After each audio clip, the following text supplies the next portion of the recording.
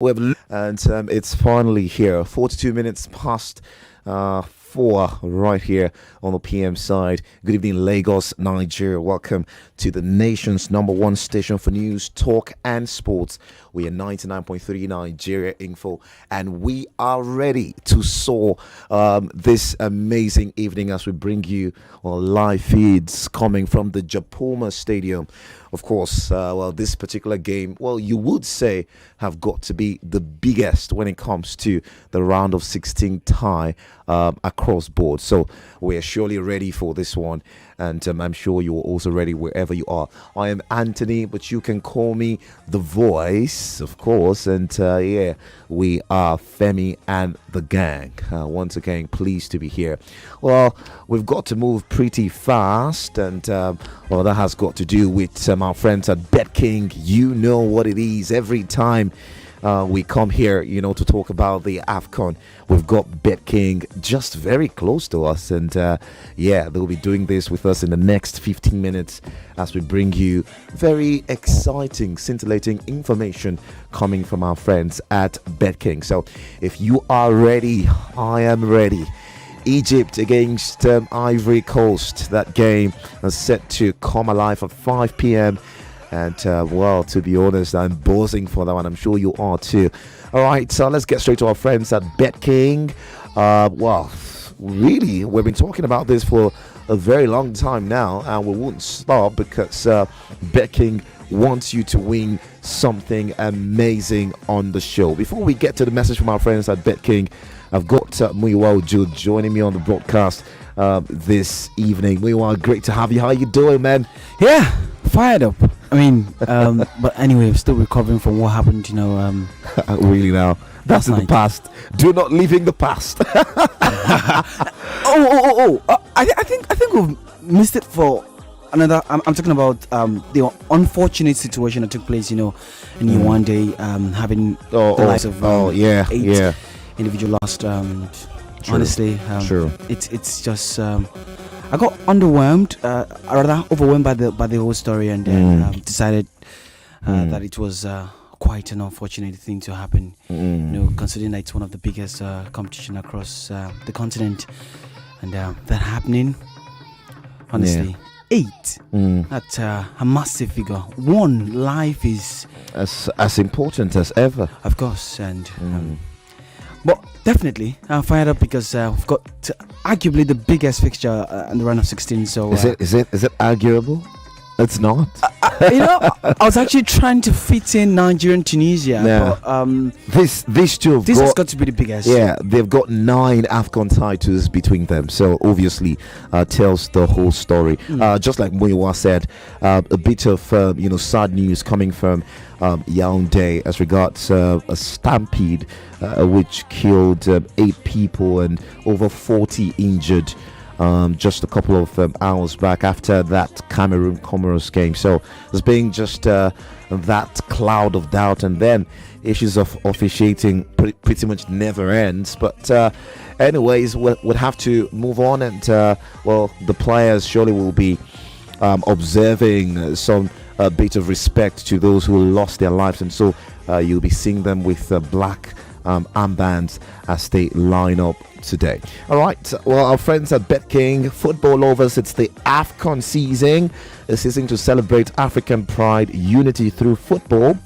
Betking, your leading sports and digital entertainment company, will be rewarding its customers with mouth-watering prizes worth over 100 million during this Betking AFCON promotion. And you could also win an all-expense paid trip for 4 people to watch the AFCON finals live.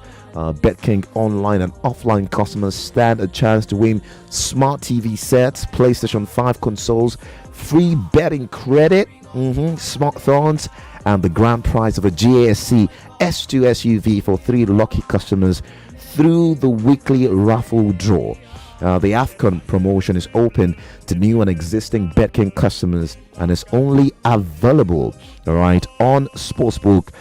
Virtual games and simulated reality are not included. All right, so virtual games and simulated reality are included in this. Now, to participate in the Betking AFCON with at least 5 selections at 1.20 odds per selection, the bet must include one African Cup of Nations 2021 event, among other terms and conditions which are listed on the Betking website. All right, Betking has made it easier for new and existing customers to win these prizes by creating 2 special partnership with Pulse Sports, where professionals and tipsters will guide players with facts and how to place their bet. Betking customers can learn more about these shows by following Pulse.ng on Facebook and Instagram. So all you have to do is visit betking.com today. All right, that's where you should be heading to right now. Betking.com. Yes, that's the ideal place to be. And or you can walk into that AFCON feeling. Well, you heard that right. That's Betking. So remember to play responsibly, and no persons under the age of 18 is also allowed to play. So there you go. Just to reiterate the very, very important info here is you can participate. Be among those who could win all of these great prizes. All you have to do is place a bet of a minimum of 500 naira on an accumulator with at least 5 selections at 1.20 odds per selection. Don't forget, the bet must include one African Cup of Nations 2021 event, among other terms and conditions which are listed on the Betking website. All right, so all of this coming from our friends at Betking, and they're telling you, listen, it's time for you to shine your eye, go straight to the Betking website and be a part of something special. Wow. All right, well, let's get to hear from our friends at Betking. We'll be right back to take a look at what this tie, CIV, talking about Ivory Coast, Egypt, is saying on the Betking website, and I'll get Muiwa's thoughts on it as we get ready for the game.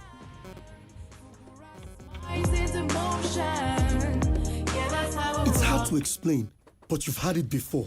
It's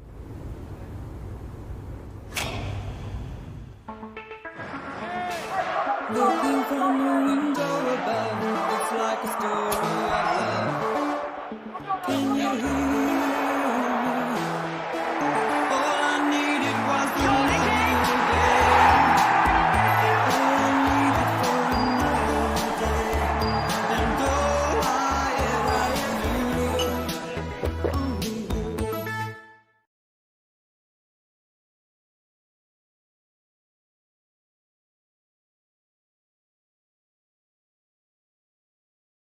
And well, just before I share the Betking code with you, which I'll do in a moment, we were just having to take a look at what the game have got for us on the Betking website, betking.com.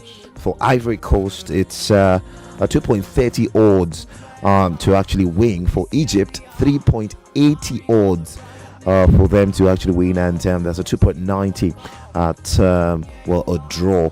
That's a 90 minutes draw. So, what do you make of this one? Yeah, the easiest decision actually is Ivory Coast actually taking up.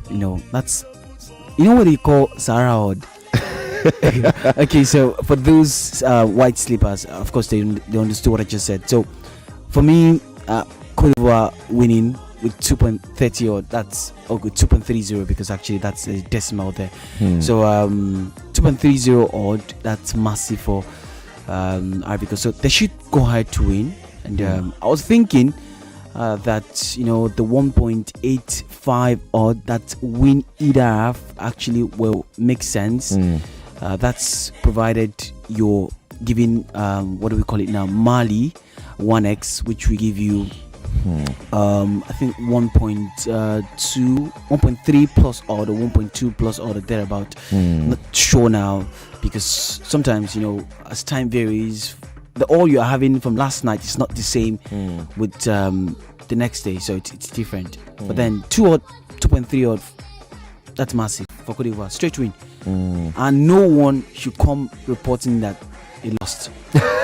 Because this odd is like certain. Trust me. I mean, there's this confidence that you've got, right?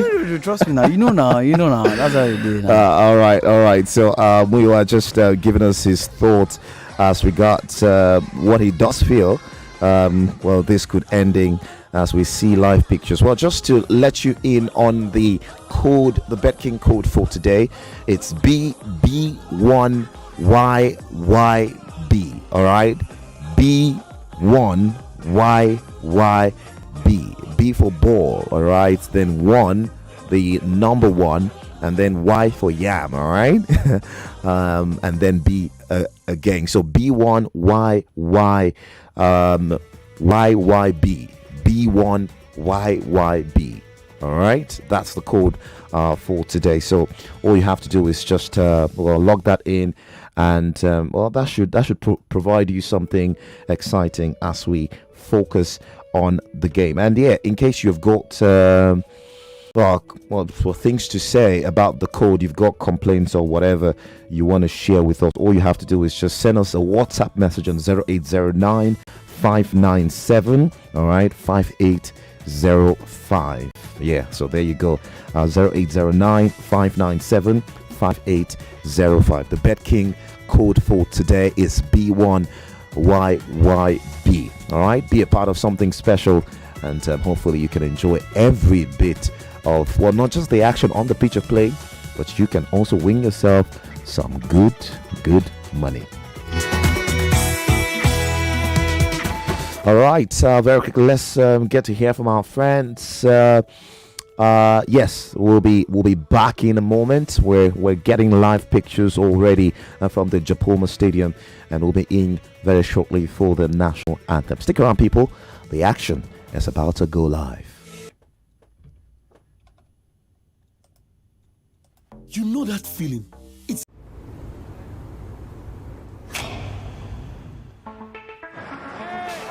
Looking from a window above, it's like a story of love. Can you hear me? All I needed was the light again. All I needed for another day. And all I ever knew, only you.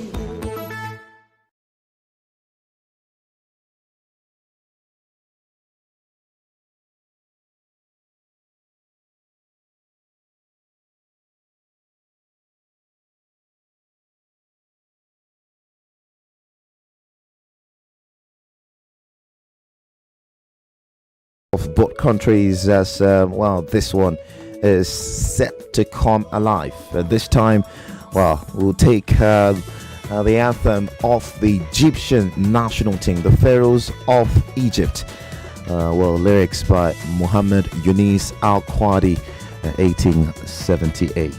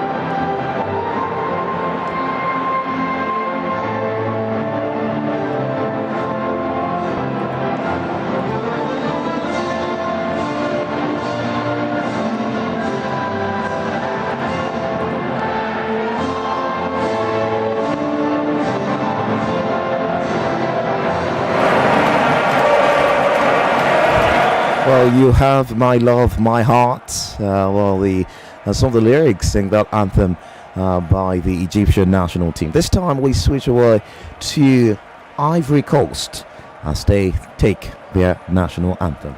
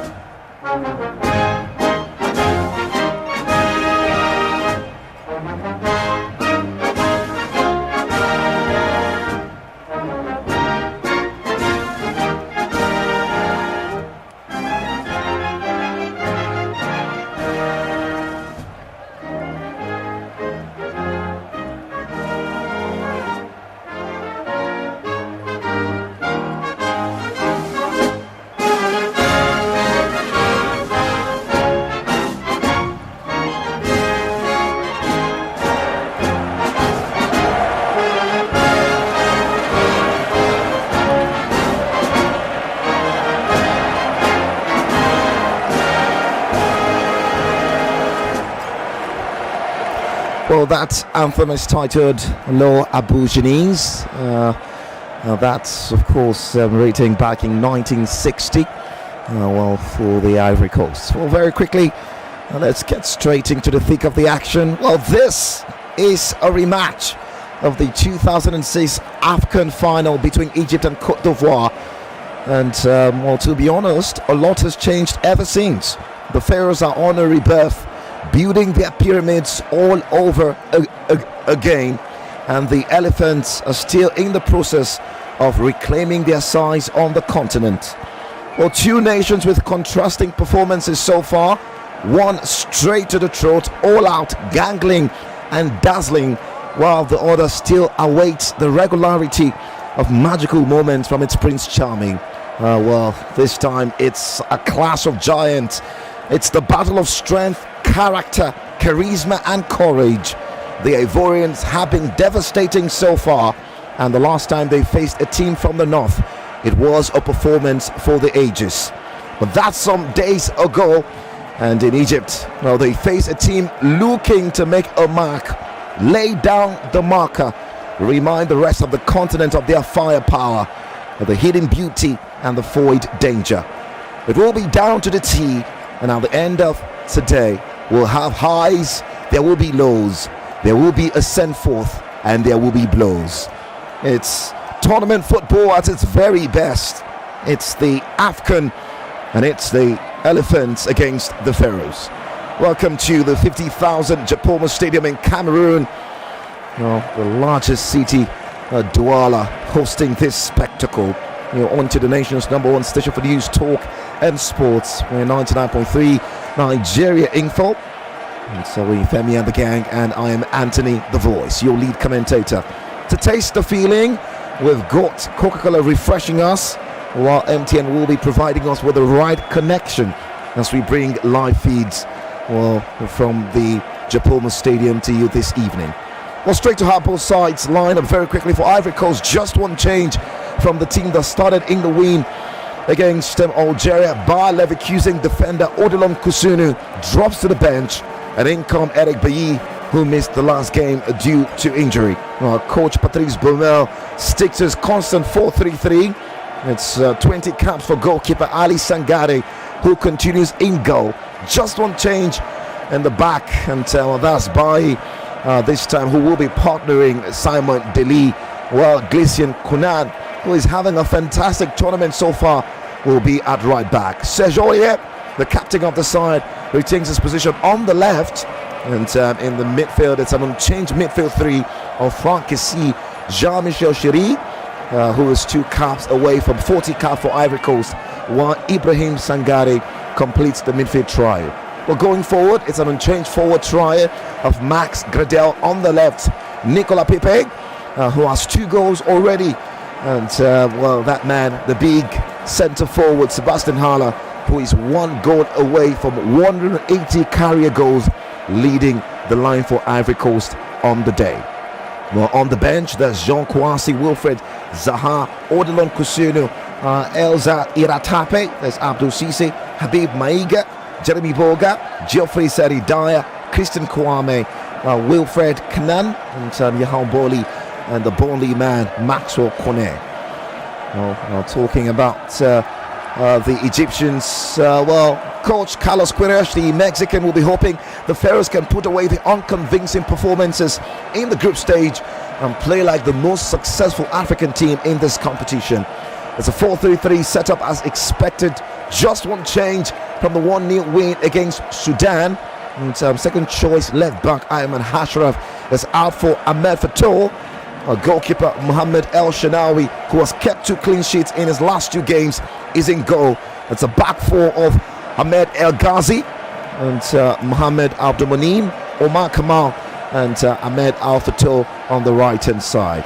In the middle of the park, it's Mohamed El Neni, Hamid Fatih, Amir El Solia, who records his 40th cap for Egypt here. And going forward is a constant trio of Omar Mamouche on the left hand side, Mo Salah on the right, and Mustafa Mohammed playing through the middle. Well, on the bench, it's Abdallah El Sayed, Mahmoud Al-Sad Ayon, Zizo, Mohamed Sobi, There's Mohammed Abu Ghazi, there's Trezeguet, Mohammed Lashin, Ahmed Ashra, Ramadan Serbi, Ramadan Sharif, and Ahmad Ashur, and Marwan Hamdi. Well, the manager, of course, is the very experienced Mexican Carlos Queiroz. The Elephants of Ivory Coast will be playing from right to left of my screen, and they've got their traditional orange top, orange shorts, and orange socks with just a little stripe of greening there.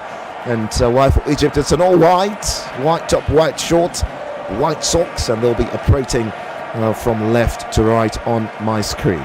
34-year-old Jean-Jacques Ndala Ngambo, from the Democratic Republic of Congo, is in charge of proceedings from the center. And the lead video assistant referee is Baumak Tesema, assisted by Haji Malik Samba, and 39 years old Macon Fernando Guerrero, who as part of the exchange program between CAF and CONCACAF, is actually Mexican, and this trial will be in charge of VAR. Well, so far so good. The action is on the way. I've got Muiwa painting pictures for you this exciting evening. Muiwa, well, this have got to be the biggest fixture in the round of 16. I'm already loving the intensity of the game, right from the get-go, the moment the referee sounded his whistle. But then I'm just curious at which, Carlos has decided to go for two central defensive midfielder, Fatai and Suleya.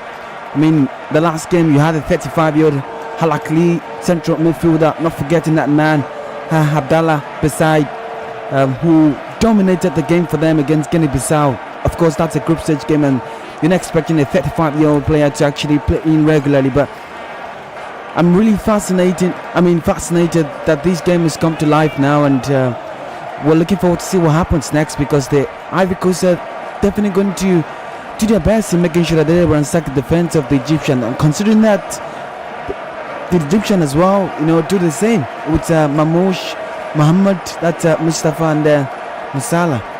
Well, just a brilliant run by Sergio Aurier from that far right side into the 18-yard box, and there was a seeming contacting that area coming from Kamal, but centre referee not interested in giving anything in that one. Well, don't forget we are streaming live on Facebook, alright. You can have a look at the beautiful studios of 99.3 Nigeria Info. Just head straight to our YouTube channel, alright, or platform now. It's 99.3 Nigeria Info, and you can watch everything going down in the live studios. Don't forget you can also share your thoughts on our Twitter and WhatsApp portals as we take you through this mouth-watering encounter. There's so much to look forward to on the day. 6 minutes played so far. Don't forget our coverage is proudly refreshed by our friends at Coca-Cola and MTN official broadcast partners, proud supporters of football in Nigeria, proud supporters of the Super Eagles, who, by the way, are back in town. One will describe underwhelming by their standards. Côte d'Ivoire come forward now. Jean-Michel Chéri spreading the ball out wide to the far right hand side for Pepe to chase, and just overhits it, and that will trickle out for a throwing on the far right hand side in the half of the Egyptians, which is pretty much on the left. And so it will be El Fatou to actually take that throw very quickly. The throw is taking, repelled, and that will be a goal kick for Egypt. Yeah, I was kind of surprised that the manager Carlos has decided to go for El Fatou playing as the left back. But the advantage is that whenever they need to switch the back three, El Fatou's got that defensive awareness, and has played as a centre back before, and that is understandable to why he decided not to go. To drop Aircraft, because that's where he plays most, especially. And El Fatou is the natural left fullback, and having to do the makeshift, it's just down to defensive awareness, just in case they get cut out of position. Well, this time the Elephants come forward. It's A well-flighted pass from middle of the park towards the left-hand side to Max Gradel. The silver sportman gets away from Kamal, but possession won back by the Pharaohs. They'll look to move on now. It's some quick exchange of the ball in the half of the Elephants, but the challenge will come in there. And that's pretty early. I would say the very first yellow card of this game. And that will go to centre-back Simon Deli, the Slavia Prague defender. He just went into that looked to be Mamouche in that attack. Yeah, Deli just lunged in. I mean, was trying to protect Mamouche from getting on the ball, but it's the landing for him, and it appears to some extent that it wasn't intentional. But I mean, referee do not care about the intention, but it's the dangerous movement. And look at how he extended his left foot out and then stamped on Mamouche's right foot, and very sure the young man is in pain. Well, the camera panning on Eric Bailly, who have got ahead gear, that yellow card was Eric Bailly's, not Simon Deli. So Eric Bailly missed the win against Algeria. He picked a knock in the game against Sierra Leone, and he had to be dropped for that game. It was the centre-back Odilon Kusunu, the Bayer Leverkusen centre-back who partnered Simon Deli, but this time Bailly's back has got a headgear, just some sort of protective measure. The free kick is taken very quickly by Salah. It's too hasty, and it's into the safe hands of Ali Sangare. Yeah, they've been very impressive. I mean, to some extent, I felt that the Egyptians, the Pharaohs, were going to be, backpedaling and deciding to wait to break on the break, and they decide to play high up the pitch. And Carlos has definitely ignited the boys, to get themselves in shape. Well, some good exchange on the left-hand side by Max Gradel and Franck Kessy. Franck Kessy just failing to have the right control on the ball. Possession spewed off into the Egyptians. They'll lose the ball back and win it yet again. It's a long one coming from Hamdi, just in the middle of the park, and that will be a throw on this right-hand side, the left-hand side of Ivory Coast defense. Well, this will be the 22nd meeting overall for these two sides, and the 10th time they'll be meeting at the African Cup of Nations. Their first meeting was back in the 1970 African Cup of Nations. The Egyptians winning 3-1.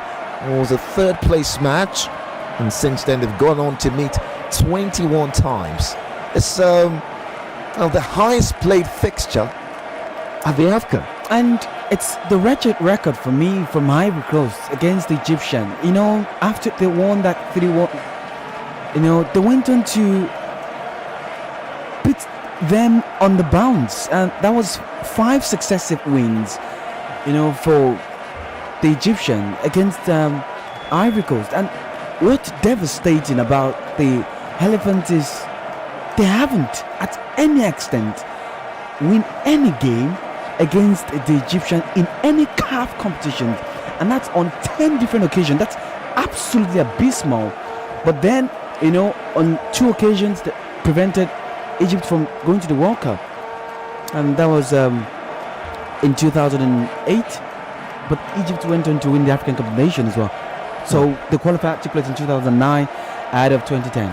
Well, that's the man, the experienced Mexican, Carlos Queiroz, one man who you would say had been there, done that, with huge experience in terms of management. As we see, a bit of a challenge that has looked to be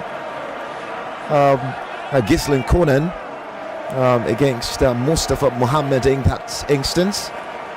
Mustafa Mohammed, the 24-year-old, have got to be really careful. But the referee just having a word with the Stade d'Oran left back, right back now, pardon, was being really solid in this competition. It will be a free kick for Ivory Coast in their half on the left side, taking pretty quick. into Eric Bailly. Bailly with a long pass towards the far right hand side, eludes everybody, and that will go all out for a goal kick. Shanawi will pick the ball pretty quick. Don't forget, our coverage is refreshed by our friends at Coca-Cola, and of course MTN official broadcast partners, huge supporters of football in Nigeria, ensuring that we have got the right connection to bring the Mundial right next to your houses, to your cars, wherever you are. 14 minutes played at the Japoma Stadium. Yet to see any real chance in this game, Muyiwa. Yeah, that's because the battle is still existing. I mean, at the moment, it's been a tussle in midfield.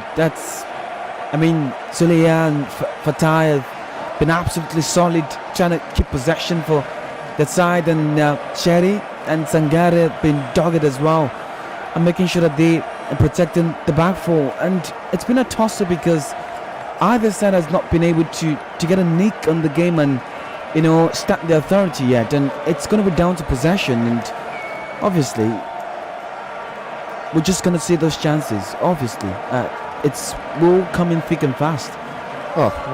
Just awaiting the very first major chance. It's Frank Kersey with the ball in on the half of the Egyptians. Now it will go all the way back to Simon, to Bailly, dipping the half of the Elephants. Infield to Jean-Michel Chiri, who has played all games, was being pretty much a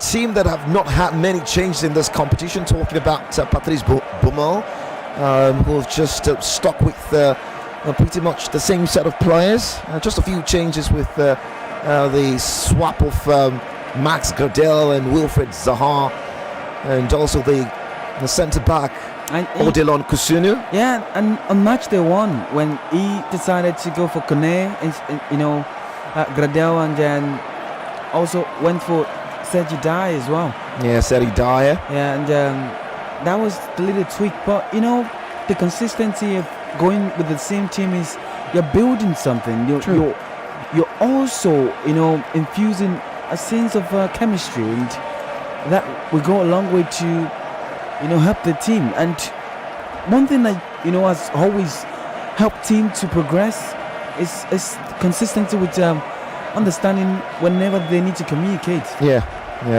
It's 15 minutes played so far, and it's Ivory Coast nil, Egypt nil. Free kick for Egypt on the far left hand side, whipped into the box. It's a poor one. We've seen 2 free kicks poorly delivered, and that's coming from Omar Mamouche, the VfB Stuttgart man. Yeah, on loan from Zamalek. Yeah. And Mamouche, that definitely is dreadful. And this time they come forward. What a strike that was from 25 yards by Mamouche. Came off the crossbar, and that was threatening. That's the moment I wanted to infuse and talk about this man, Mamouche, and how good it can be delivering those balls in. That's when he decided to distract that, and what a hit that was with his right foot, and that's 35 yards out, just crashes out, drops out of the post, and that could have been them 1-0 up, and the chance the goalkeeper's had, is slim of saving that. Some good interchange on the far right hand side now. Infield, the Elephants, can they create something special? Yeah, Frank Kessie, some good combination with Sergio Aurier on that far right hand side. Aurier back to Michel Chiri, who just trotted with the ball towards the centre circle. Back to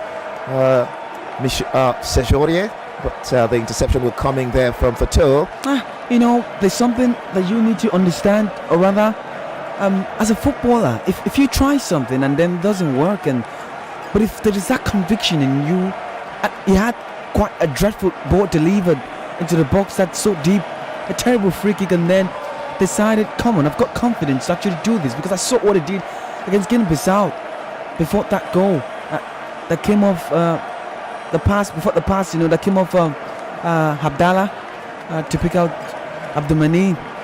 He had the heat, and then I know that he can do something special. This time it's Ivory Coast on the far right hand side with the ball into the box being cleared away, and this time picked up by the Egyptians. 18 minutes played.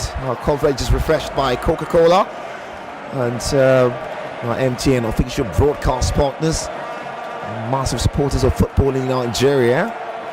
Don't forget you can head straight to our Facebook platform to watch us live. We are live on Facebook on 99.3 Nigeria Info. You can see the amazing studios of 99.3 Nigeria Info. Well, this is one game to look forward to, and just a half chance, if you may. Mamouche hitting the crossbar just a couple of minutes back, and well, that was some hit. Got Ali Sangare scrambling over that one. And there's no how it's going to get to that. I mean, the moment is stretching. I mean, there's no chances he's hitting that. It was a loose ball, actually. And then Mamouche decided to... Oh, look at that. With that effort, And come on, it's the way he leaned on his right foot and hit that. And it appears that he had to shovel the ground. I mean, with the area of dust appealing to that strike as well. And well, it will be nice to see what he does in this competition. This is only his fourth game for Egypt, and the score just once. One of the very young talents. He's just only 22 years of age. As this time, the Pharaohs, they come forward for Toe on the far left hand side in the half of the Egyptians. Infield to Hegazi. Hegazi back to Abdelmanin. Is looking for options. One support, gets one on the far left hand side in Fatou. Fatou towards the part of Mamouche. Ball won back by the Elephants, and will go all the way back to the Egyptians. That midfield have got three players who have so far enjoyed themselves in this competition. Frank Kessie, Ibrahim Sangare, and Jean-Michel Chery. Three players who have played the last three games as Egypt come forward now. And the strike comes in! Oh, that was close yet again. Ali Sangare. Mo Salah on the end of that strike. And it tips it over the bar. And look at the combination again that starts up from the left hand side and then right rather. And Salah was just curious to actually hit that. He didn't quite get the right contact on the ball, but just flashes the ball. And it's a combination between him and Suleya. And that lovely 1-2 just could have ignited something, and Salah just hit that ball. Didn't quite get enough power to hit that, just scratches the top surface of the round letters, and the goalkeeper had to deal with that. I mean, tip that over the bar. Yeah, I'm talking about Ali Sangare. Was being really immense for Ivory Coast in this competition. Well, this is 28th cap for the nation. In the absence of Sylvain Bourreau, who was actually banned by FIFA. 21 minutes played. Egypt have got a corner. Is swung into the box, cleared away at the near post by Simon Deli. Back to the Egyptians as they come forward now. It's a pass trying to find Mamouche, but just overhit by Mo Salah. It's just that Mamouche didn't quite understood the initiation rather, from Kamal Omar from the left hand side, just trying to tee him up, and that effort wasn't quite executed, and that's because he didn't quite anticipate that the ball was actually going to roll towards the left hand channel. Just seeing pictures of that strike from Mo Salah yet again, 25 yards away. Had a really clean contact on the ball. Was just kind of, quick to hit that ball first time and not allowing anyone to close him down. And because Chery was rushing towards his direction, and he never wanted to lose the ball. 23 minutes played. Play has stopped momentarily, and there seemed to be a an issue with that would look to be Gleason Konan. That was Frank Kessie, who was, I think, brought down, just holding his back in that instance. Yeah, sometimes when you have to pull the trigger because you're generating the power from the stomach. So when you're trying to pull the trigger, the existing joint, can be stretched. Exactly. So probably a better way of actually explaining that, on paper. But Frank Kessie's up, and he should be fine as expected. The Milan talisman was making his 56th appearance for Ivory Coast here. He'll be hoping to score in this competition. He's got just 6 goals for the Elephants. As the Elephants come forward now, Sebastian Haller trying to tee up Sangare. The ball lost, picked up now yet again by Nicolas Pepe to Sergio Aurier on that far right hand side. The ball is lost into the path of looked to be Fatou, who was trying to shield the ball for a goal kick. Somehow Sergio Aurier managed to keep that in play, and that will be a corner. And that's dodgy from Fatou. I mean, what's the point trying to shield the ball away from running out of play for goal kick? I mean, you could easily just clear the ball, and there's no point trying to, fire the gas. Just clear the ball, and now you put the team in danger. Well, it's going to be a corner to be whipped in from the right hand side into the box. It's low and it's poor. It's dealt with by Mohamed Abdelmanin, and this time picked up by Egypt as they come forward now. It's Mamouche on that far left hand side, looking for options. He's got Fati, and Fati with the strike, but that's a poor one, you would reckon. Yeah. That was Omar Kamal now, the right back, with that eventual strike. Yeah, Omar, of course, you're not expecting him to actually deliver. He's in an unfamiliar territory, so it's just going to do what he thinks is best. At that point in time, he just needed to keep the attack alive and maybe force a save from the goalkeeper. But unfortunately, the energy isn't there enough to give him enough heat on that ball. And considering the pitch as well, it's not helping out with the pace of the ball. Fluidity, all right? Yeah, exactly. The pace, actually. This time, the Elephants come forward. Pepe this time with a ball into the box. El Shanawi will deal with it. The Egyptians competing in the AFCON knockout rounds for 6th successive tournament. 2006, 2008, 2010. They were missing from the 2012 and 2013 edition. So failed to qualify for the 2015. Returning 2017, will make the finals. Lost until the eventual strike of Vaison Abubakar, who's currently doing great things in the competition. That's got 6 goals already, right? Yeah, he's such a player. Yeah, he is. And definitely not the best player of a tournament. I mean, he's got to be in the running. You can't take it away from him. Is it because of the goals? Beyond the goals, I think he's been quite influential for the Cameroonians. I mean, Sebastian Haller is the best, or rather the goal scorer, in the Ajax team, and it's not the top 3. I mean, definitely part of the best individuals. Well, this time there's a bit of a challenge from, I think it was Hegazi against Sebastian Haller, just pushing and tugging, and that will be a free kick, surely. Yeah, Hegazi was just, not going to have Sebastian Haller win the ball, because definitely Hegazi wasn't actually going to win the ball because of the height, and it was going to lose the area duel in that instance, and he knew that the more it gets onto him, it could sneak away from him, and just had to make sure that he wins the foul. It's a free kick opportunity for Ivory Coast. 25 yards away from goal, the strike is taking.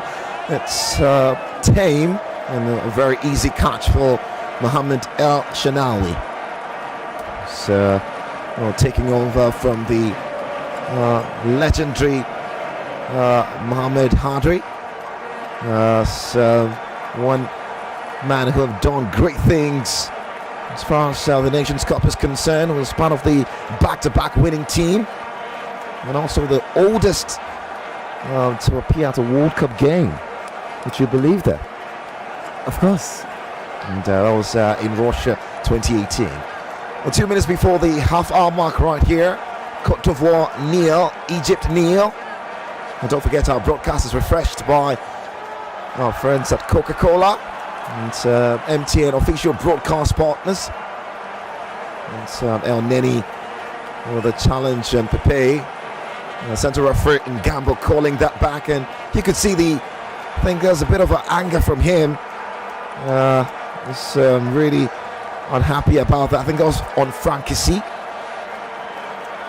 El Neni, well, scored the only goal in the 2-1 defeat to Cameroon back in 2017. Opened the scoring in the first period.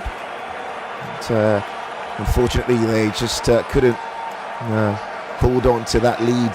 And Frank Kessie, for the second time, is on the turf, and Sergio Aurier just hugging him and trying to encourage him. Has had a couple of knocks in this game, and you have a feeling that he's still complaining about his back. Yeah, it's Kessie. Yeah, he's got a lot of that in Italy, and he's a strong man, as always. And the moment he actually got the ball, and Eleni, stretched his left arm on his shoulder to bring him backward, that moment I felt the referee should have sounded his whistle, but then he didn't, and he allowed play to go on, and Kessie lost the ball in that instance, and then he was desperately trying to get the ball back, and the referee had to do the right thing, and that was definitely on the left hand side. Well, this is not particularly what Patrice Baumel would have wanted, but Frank Kessie have been substituted, and Seri Dyer will make way onto the pitch of players. Ivory Coast have got a free kick on this near left hand side in the half of the Egyptians, and Max Gradel, the Silver Sport attacking player, got the opportunity to whip this one into the box, takes it short to Jean-Michel Chéri, back to Gradel into the 18-yard box. The cut back is there, and this time a bit wrong-footed from Fatih into the part of Chéri, and that will be a corner. It's a bit of an issue coming from Fatih. Corner taken quickly, whipped into the box, headed away by Hegazi, and the referee will spot some pushing and shoving by Sebastian Haller, and that will be a free kick. And that would be some creativity, from Gradel. Just a moment, they went in with the free kick, and then started to do something new. Got himself an acre of space on the left hand side, and then drifted forward. Got himself in the 18-yard box. I expect that Sebastian Haller was going to, put himself in a position as well with Sangare. None of them were in a position to actually apply the touch and find the back of the net. And for you, Muiwa, the absence of Frank Kessie here will be a huge miss for Ivory Coast. But with Seri Dyer coming in, what does that mean for the football game? Dyer has got to drop in as a defensive midfielder, while Chéri plays as the central attacking midfielder, because I've not quite seen enough from Sangare playing as the number 10. But now it's going to be a midfield 3. Before it was actually a 4-2-3-1. Now they're going to be playing 4-3-3 with a combination of Sangare and that man Chéri playing as two central midfielder, the left and the right midfielder, and Sangare Deye will play as the defensive midfielder. That's an old member of the squad. You know that, right? Yeah, he's actually the oldest player in the team. Seri Dyer, 37 years of age, and this time ball towards the far right inside Sergio Aurier. What a darting run, and back inside for Chéri. Chéri back to Aurier, intercepted by Fatih. El Neni's there trying to mop up the ball, does well to get the ball away, gets space, beats one, and this time infield to Fatih. Now they come forward. It's El Neni towards the centre circle. to the right hand side this time. That's Mustafa Mohammed waiting on that right, picks up the ball, back inside for Kamal to Elneny. And this time they'll go all the way to Al Salihia, straight to the defense. Abdulmanin gets a touch of the ball towards the far left hand side. Fatou is there, picks it up, back infield to Al Salihia, and all the way back to the defense. Some good possession spell from the Egyptians to get away from trouble. Yeah, at least, to set the momentum, to set the pace of the game.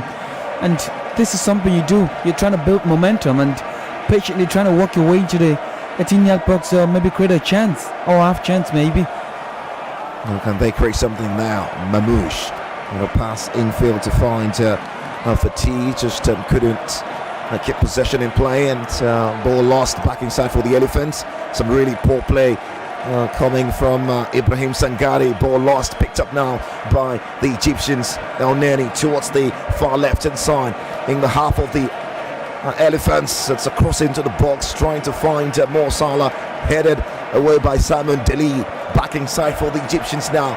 Kamal on this right hand side, infield to Mo Salah on the right. Mo Salah trying to create something, gets away from his marker. Gislen Kunan.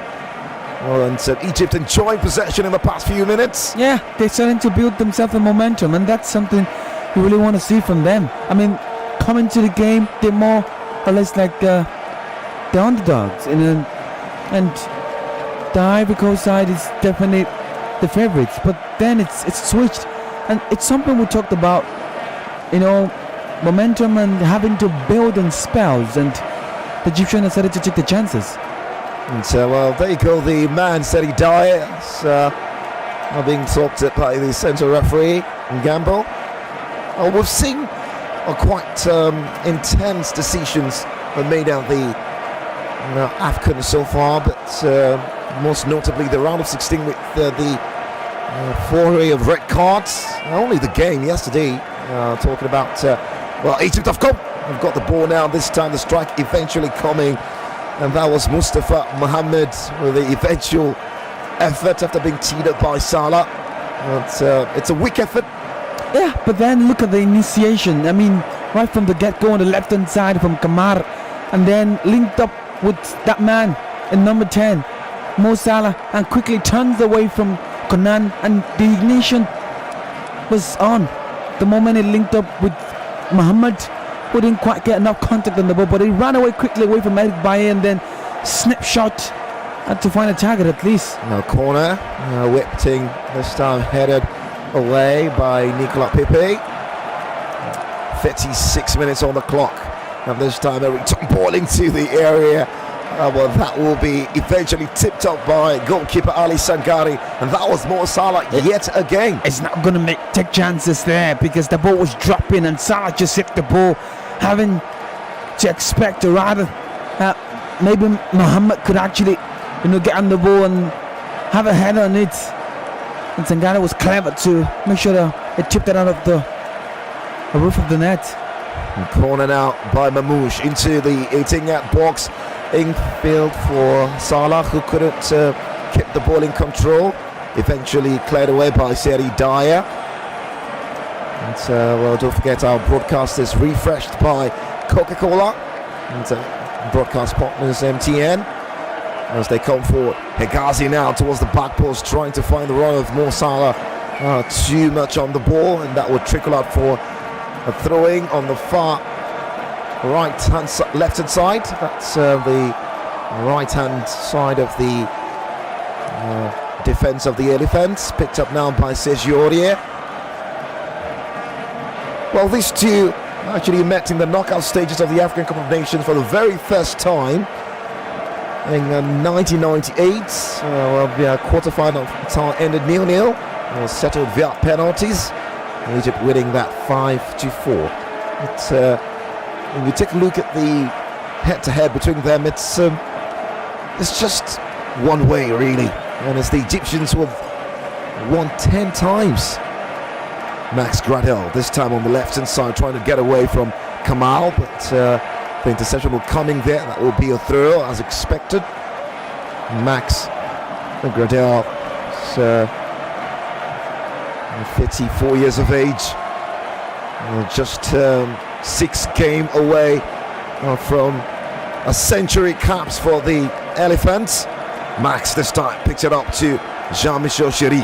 Chéri towards the 18-yard box. It's a combination by Pepe. This time the strike comes in by Hele. What a save by Shenawi. What a cross thrust from the left foot of Pepe. But look at the combination thrust on the right hand side between Pepe and Sangare before that bicyclette, I should say. And El Shenawi was just clever to make sure that he saved that out. What a strike that was. And the movement, the perfection of adjustment, and having to position himself first and lift himself before hitting that. Unfortunately, he just couldn't quite generate enough power to make sure that's finding the target, or rather warming the hands of the goalkeeper. But look at the combination thrust on the right hand side between Sangare and Pepe, and the cross floating in the hand. Sebastian having to latch on it, and that's the best since that strike 30 yards out away from Kesse and the Ivory Coast have done so far. This time Egypt have got something to make of this. It's a long ball, and this time a very good 1v1, but that Mustafa Mohammed just failing to make something of it. But you've got to go back to that chance, really. And I think that was Sangare with that eventual bicycletta. Yeah, the combination of Pepe and Sangare. At the moment, the ball got on the left foot of Pepe. Sangare kept on peeling away from El Ghazi, and he was unaware of the situation. He kept backpedaling, and that's unfortunate. El Ghazi, that's not top defending for me. Now that's terrific goalkeeping for me from Shenawi to ensure that was kept out.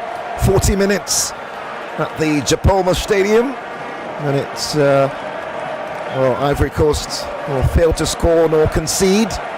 The Egyptians themselves are trying to create something on both sides, failing to really get the final ball into the back of the net. Mustafa loses possession in the half of the Elephants, picked up on that left hand side by Gleason Kanan. Just not seen enough of Muhammad Mustafa, and it's just that he's not been able to get himself, and not just the right position, but having to get tidy the moment he receives the ball has just been his downfall so far. Now there being a situation, Salah being impeded just on the left-hand channel of the Egyptian attack, and the right of Ivory Coast defense was a bit of a tugging, and looked to be Gleason Konan the culprit in that instance. That's the determination, from Konan, making sure that Salah doesn't get away from him, and then Salah was trying enough to, apply the tricks on the left hand side right hand side with his left foot, constantly massaging the ball with his right foot, and then with his left again, and Konan had to do his job. Free kick now for Egypt, and this time it'll be a real opportunity to whip this into the box. There's Mo Salah in there, there's El Neni also standing in front of that. It's taking short to Salah towards the back post, the knock back to Fati, finally cleared away, picked up now by Seri Dyer. Some really poor control from the 37 years old, picked up now by appears to be Mamouche, but failing to have a final contact. The strike were coming from El Neni. It's cleared away finally by the defense of the Elephant. Eric Bailly with a massive defensive duty in there. Shots and blocks simultaneously in succession. Just the moment that El Neni gets the ball, gets it on his right foot, pulls the trigger, and trying to find the targets, and Bailly was there to make the block, and that at least will save them, and put him in a position to catch their breath. Well, this have got lots of potential penalties written all over it. I mean, both sides haven't really gone, full throttle on this, you would reckon. But the Pharaohs, they've been the best side, and The Pharaohs? yeah, they have been the best side, because not probably in terms of possession, but finding the target, and that should be on 3 different occasions, 2 of which were dangerous. All right. This goal kick taken quickly towards the path of Omar Kamal on the right-hand side of the Egyptian defense. He'll win his team a throw. It's just 2 minutes before the 45th minute mark, right here at the 50,000 Japoma Stadium. The throw is taken quickly towards Soleil, and this time to Fatur. Hegazi, a centre back, looking for a long pass. It's a good one too. Will pick up Mustafa Mohammed towards the path of Salah. Salah now trying to find Mamouche. The interception will coming there back to El Neni, to Kamal, and now to Salah, to Mustafa. The strike comes in and the block is timely to Simon Deli with the eventual contact there. The Slavia Prague defender, and the Egyptians are penetrating, looking for the space. Yes, with decisive decision, I must really say. From the get-go, Sulaya Fati combining well midfield and then trying to bring Salah into the game, and Mamouche and Mohammed constantly sweeping, interchanging the position, and they're completely trying to resack the defense of the Ivory Coast side, and constantly Conan has been cut in possession. Well, this time corner by Mamouche into the 18-yard box, headed away by Simon Deli, and this time swung in back into the other half of the Elephants, finally dealt with. Sherry towards the part of Nicola Pepe on the right hand side now. Pepe is up against Fatou. Will look for support, finds one in Sangare. Now to Sherry, 40 yards out. Seri Dyer. And this time they come forward, back to Pepe on the right. Pepe cuts in field to Sherry. Sherry with the eventual strike. The block comes in there, and there's a bit of a clash by Pierre-Sebi Fatih and Abdul Manin. Possession this time, back inside for the Elephants, and that was Sebastian Heller with the eventual strike. Chenawi keeps his composure, and that will be the ideal save for him. 1 minute have been added on here at the Japoma Stadium. Yeah, a collision between Mamouche and then Sulea in the arc area, and then that didn't allow fair play, but then the Elephants went into attack, and Salah Sebastian Heller didn't take his eyes off the ball for a second, and then the moment the ball got down, just hit that ball and just trying to find a target, and then Chanel dealt with it so well, and it's at least that one was pumped for a second. Well, it's half time at the 50,000 Japoma Stadium in Cameroon's largest city, Douala. A battle royale of some sorts have failed to produce a goal in the first 45.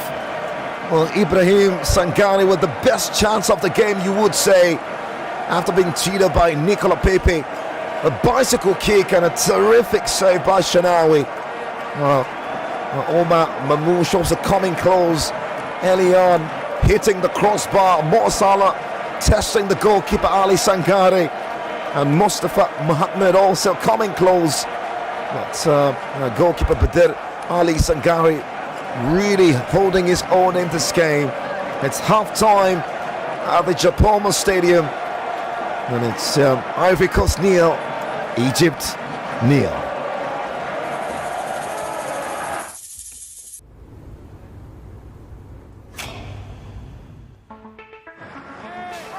Looking from a window above, it's like a story of love. Can you hear me? All I needed was to love you again. All I needed for another day. And oh, I ever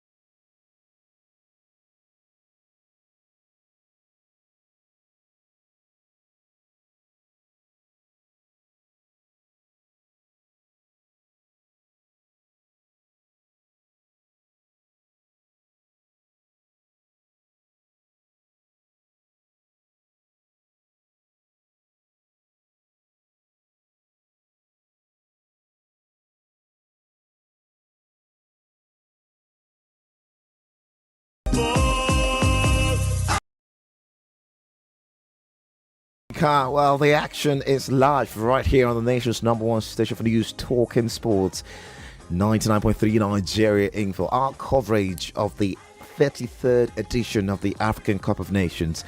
Of course, the round of 16 winding down as we speak. The final game against Mali, Equatorial Guinea later tonight. But of course, halftime at the Japoma Stadium, and it's Ivory Coast who have failed to score.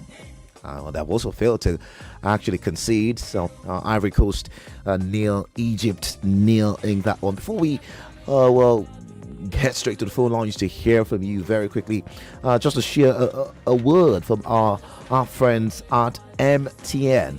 Well, the Nations Cup 2021 has kicked off, and I've surely got exciting news for all football lovers.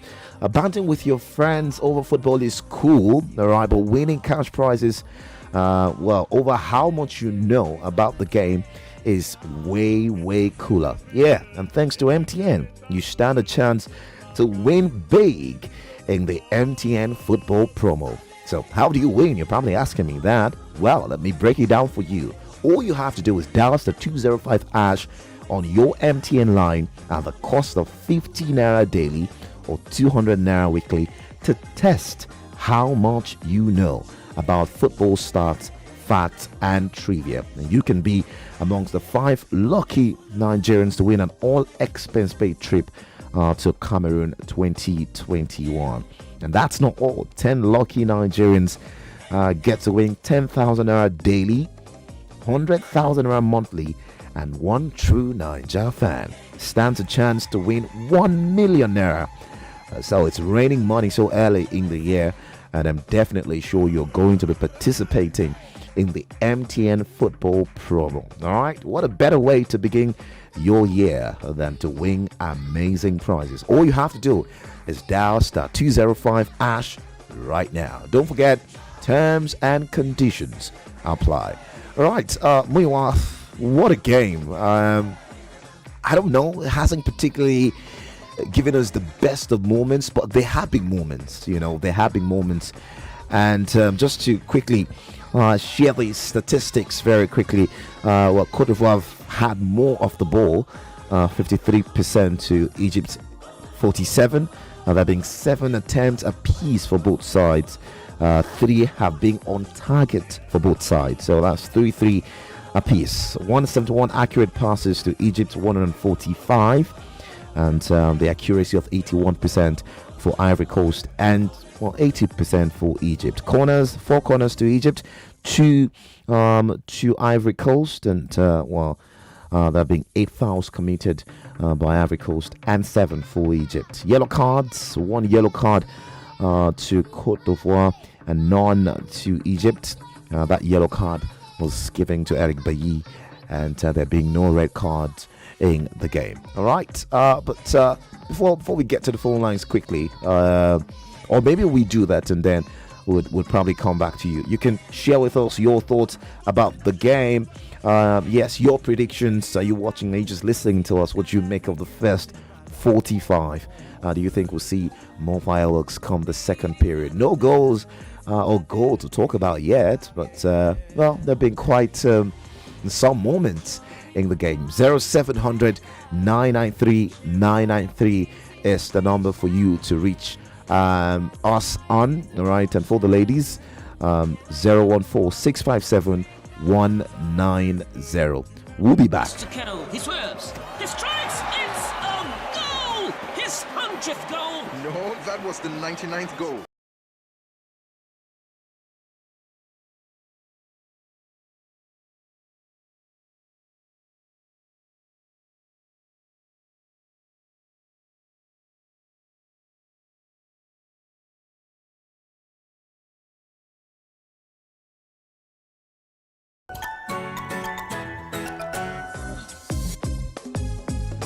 All right, there you go. Words from our friends at MTN. All right, let's get your thoughts in very quickly before we head straight to the Japoma Stadium and, of course, bring you the second 45. Hello, good evening to you. All right, well, not the way we want to start, but let's take a look at that. Hello there. Hello, good evening. Yes, good evening. Yeah. What's your name? It's Dominic. All right. Dominic calling from Ojo. Dominic, you're welcome. Talk to us. Yeah, at least I enjoyed the game, even if I'm not watching the game. I'm listening through you people. All right. I enjoyed the game, unlike the one of yesterday. 2 red cards in which we're not supposed to do red cards. Yeah, I can imagine. But I love the game, at least. Kudos to you people. All right. Thank you. Thank you very much. Let's check out that very quickly. All right. Who is there? Hello. Good evening to you.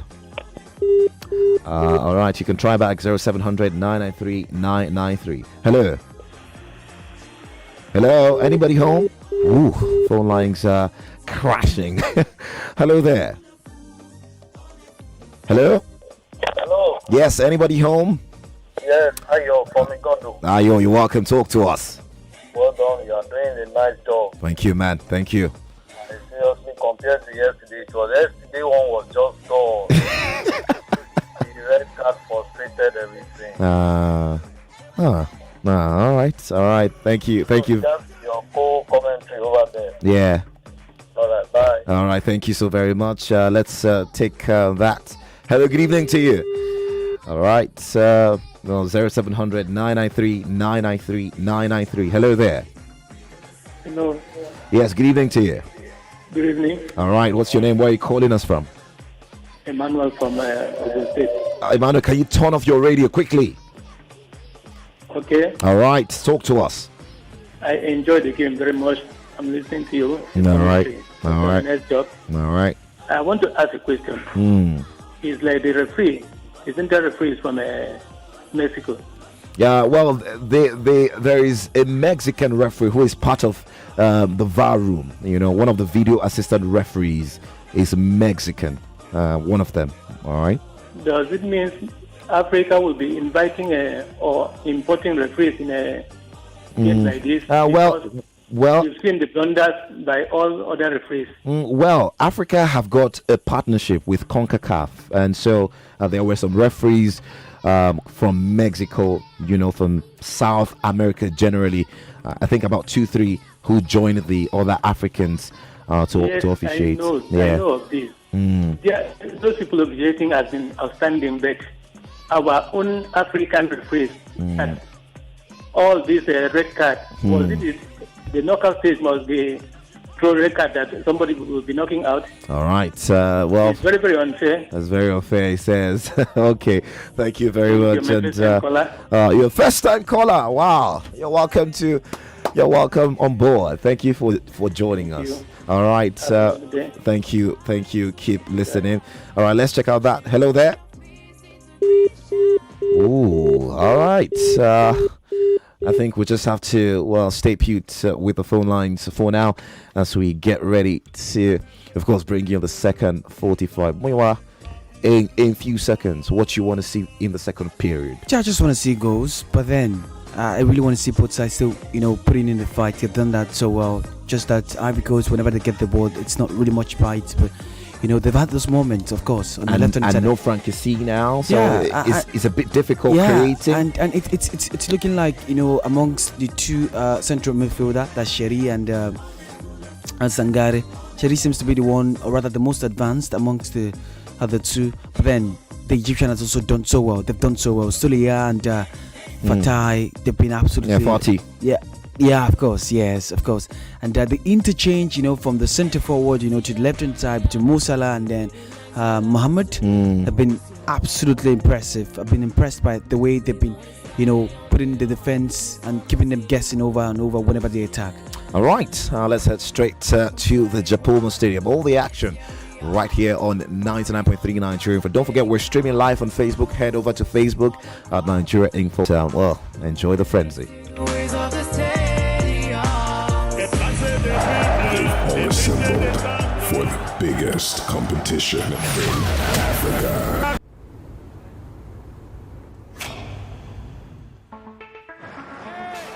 Looking from a window above, it's like a story of love. Can you hear me? All I needed was a little day.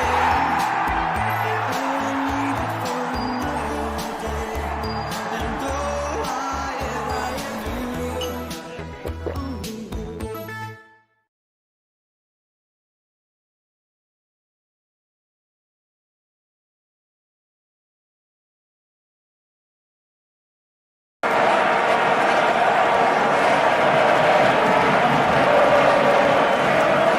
And we are back on the way at the 50,000 Japoma Stadium in Douala. The second half of this exciting round of 16 tie involving two powerhouses in African football. 9 African Cup of Nations between this duel. And at this point in the competition, one must progress. The other will potentially get ready to go back home. And it's another opportunity to truly find the better of these two.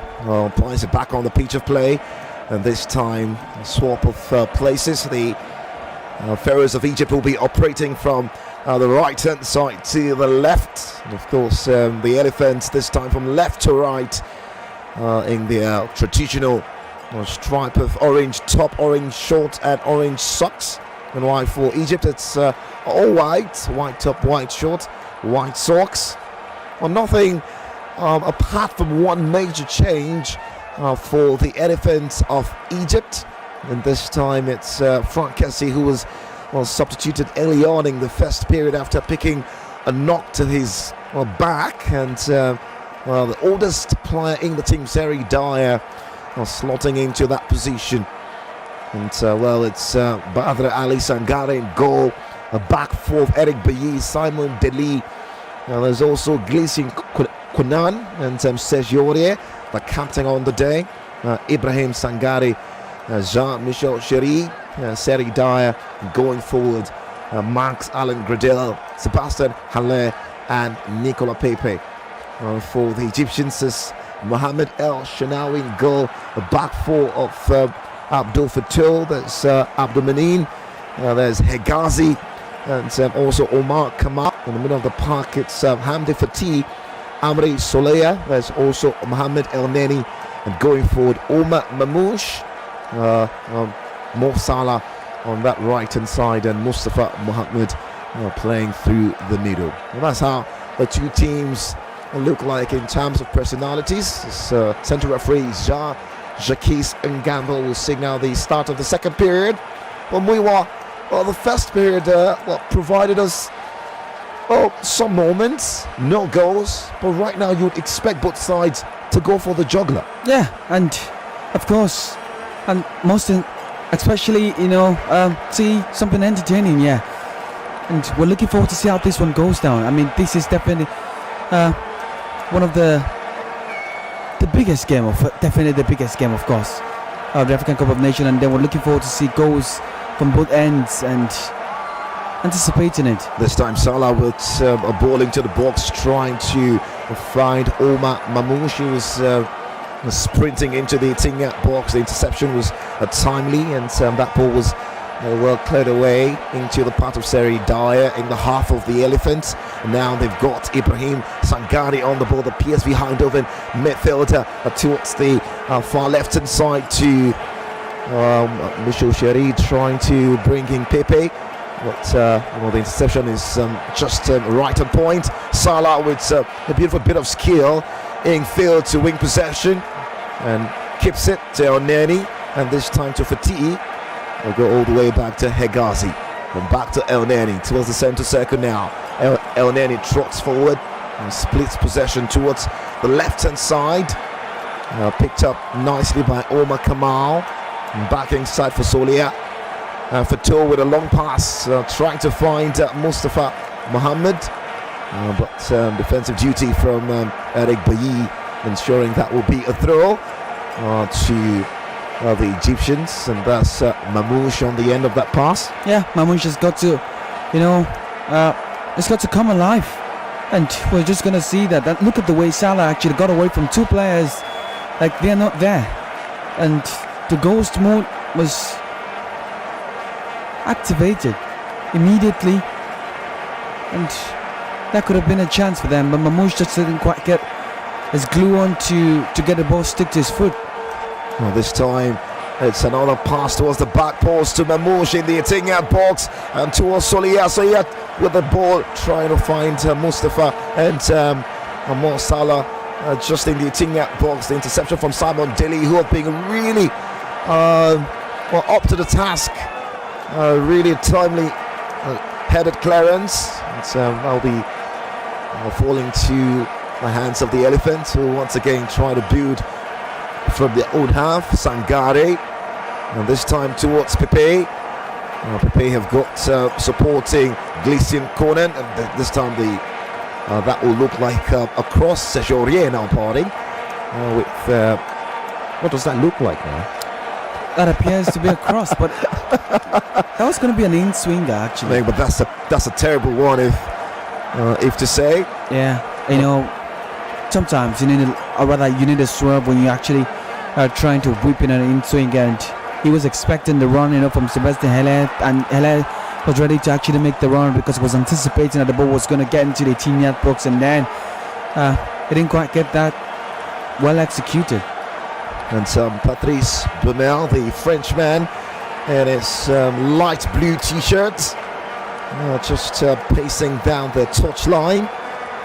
Was a really benevolent and a constant servant of Javi Renard, who did a great job, was the assistant coach to Javi when he won the Nations Cup in 2015.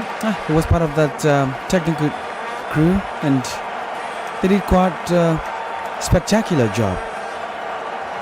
And also was an assistant to Renard during his stint with Zambia, and also with the USM Alger. He's followed Javi Renard almost everywhere. Yeah, it appears. I mean, it's a similarity with Karanka, you know, always going anywhere Ancelotti does, and right from, you know, AC Milan, and Karanka was just a Marino rather. Yeah. And this time Salah into the 18-yard box. It's a really good pass for Solian, who strikes.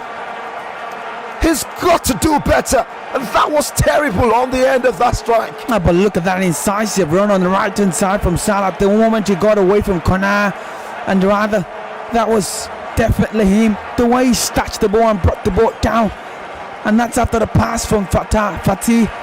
And look at that man with up space in 18-yard box, completely unmarked, and then couldn't find the target with his right foot. And the succession there, the moment he snatched the ball onto his right foot, he was able to get that right. His planting foot was enough, and just the accuracy that was lacking. And it's, well, an open game here, Tony. He's got to do better there. That was pretty much, he's got all the space in the world to have planted that ball into the corner. This time, El Neni would have crossed into the box. That would have slipped into the 18-yard, inside the net, and the near post of Sangare. And the moment, and then he got a contact on his left foot, and then switched it on his right. Just after he reset the pass from Salah, Omar Kamal rather, on the left-hand side.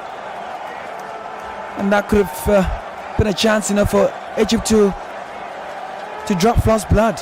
Well, that was Simon Deli with the eventual contact, the corner now into the box and into the safe hands of Ali Sangare. And play would restart very quickly as the Elephants come forward now. It's an inviting ball towards the far left-hand side to Pepe. Pepe trying to cut the ball back. Well, this time picked up nicely by Abdoumanin, and the eventual pass was a poor one. It just missed. Was Mamouche now with the eventual pass, and that was just out for a throw. And that could have been a chance, for the Elephants on the left-hand side, and definitely was the man there, the oldest attacking outfit individual. Must really say for the Egyptian side, Gradel. And this time, the Elephants with a darting run into the 18-yard box. Glislian Konan trying to create something from that far left-hand side. Hegazi really quick to respond, just having to track back to that half chance by El Neni. And it takes a wicked deflection off the man in orange jersey and was sneaking its way to its net post. This time the corner is whipped in from the far left-hand side. Well, it's well cleared away. And this time backing side for the Elephants. Can they create something? 55 minutes right here at the 50,000 capacity Japoma Stadium. And don't forget, our broadcast is refreshed by our friends at Coca-Cola and official broadcast partners MTN Nigeria, providing us with the right connection as we immerse ourselves into the spirit of the African game. Jay, the pass for the Elephants, whenever they're attacking, Gradel tucks in and then Kunan plies the left, the left flank, because Gradel is supposed to be occupying that position, but then is constantly tucking in to support Sebastian Haller. Haller has been constantly isolated and stabbed as well of the ball. And I can always I do understand that could have been the reason for the change of the makeshift. Well, the Egyptians now, they come forward. It's Fatih with a long pass trying to find the run of Mo Salah. They will pick up the loose ball in the half of the Elephants. Egypt. Solia switches play to the far right hand side. His pass is wayward. Now the interception in there by Max, but eventually mopped up nicely by the Pharaohs. And this time Hegazi to Salah to El Neni. And this time, quick interchange. Omar Kamal bossing through that right hand side across into the box. It's a bit overhit. We're falling towards the far left hand side. And it's Mamouche with a cross. By in there with the header. The final strike coming in from Fatih. But well blocked away. Back inside for the Pharaohs. The successive spell have been actually impressive, from the Pharaohs from left to right. And look at that link up on the right hand side between Omar and then Salah.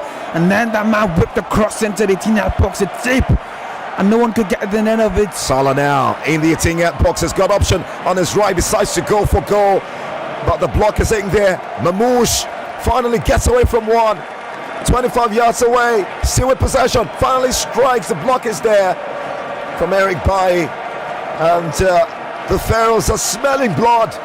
Yeah, and they're ready to cause the damage. And look at how incisive they've been whenever they have to pass. And the passing have been quick, snappy, and then they've been more composed on the ball as well. And not having to rush the decision whatsoever. No, we've seen teams completely change in terms of performance and the knockout stage. Tunisia have got to be one of them. Max Gradel, this time on the far left hand side with a ball into the box. A contested header, this time well dealt with by Abdoumanin. Very lot centre back for Zamalek. And this time Sangare. Yeah, and now Abdoumanin has been able to ensure confidence in the absence of Wench. Has been absolutely. Max yet again from that far left hand side across into the box. Cleared away by the Pharaohs of Egypt. Possession will fall in kindly for the Egyptians. It's a long pass. Looked to be Mamouche trying to set Salah free on that far right hand side. But there seemed to be a situation, a potential clash in there. And that looked to be Mustafa Mohammed. Well, that was him. The clash against Eric Bailly. It's definitely not a foul because that man won the ball cleanly. He got the ball first before Mamouche did. And it's the quick movement from Eric Bailly and the ability to sense the danger at the moment the ball was arriving towards the center circle. And the Egyptians were on the verge of actually breaking out. And that could have been a damage for them. And Bailly dealt with it, and that was perfect. It's just unfortunate that Mamouche collided with Bailly and his hip got the hit. Well, Mustafa Mohammed was a special talent. Was the highest goal scorer in the 2019 Under-23 African Cup of Nations. Was eventually won by Egypt. Well, they actually hosted that. Yeah, and unfortunately, history not repeating itself because the final took place against Ivory Coast. Absolutely. And having to extend to the extra time. And that game. For Mohammed, he's done so well for himself, and that's the reason Galatasaray absolutely requested for his assistance, and then it's done a bit to some extent. Yeah, I think he's got just 4 goals in 12 games so far for them this season.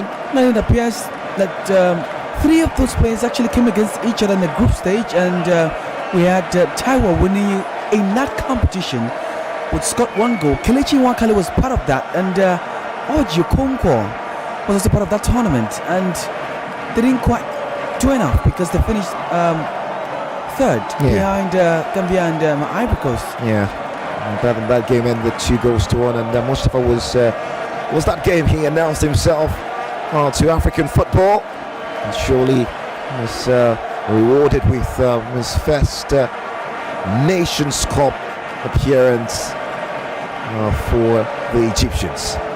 And this time Ivory Coast. They've got position deep in their own half. Simon Deli picks up the ball, wants to find Sherry, and Sherry with a long pass towards the path of Max Allen Gradel. 94 caps on the day for the Silver Spool man. He's got that sort of a baby face, Max.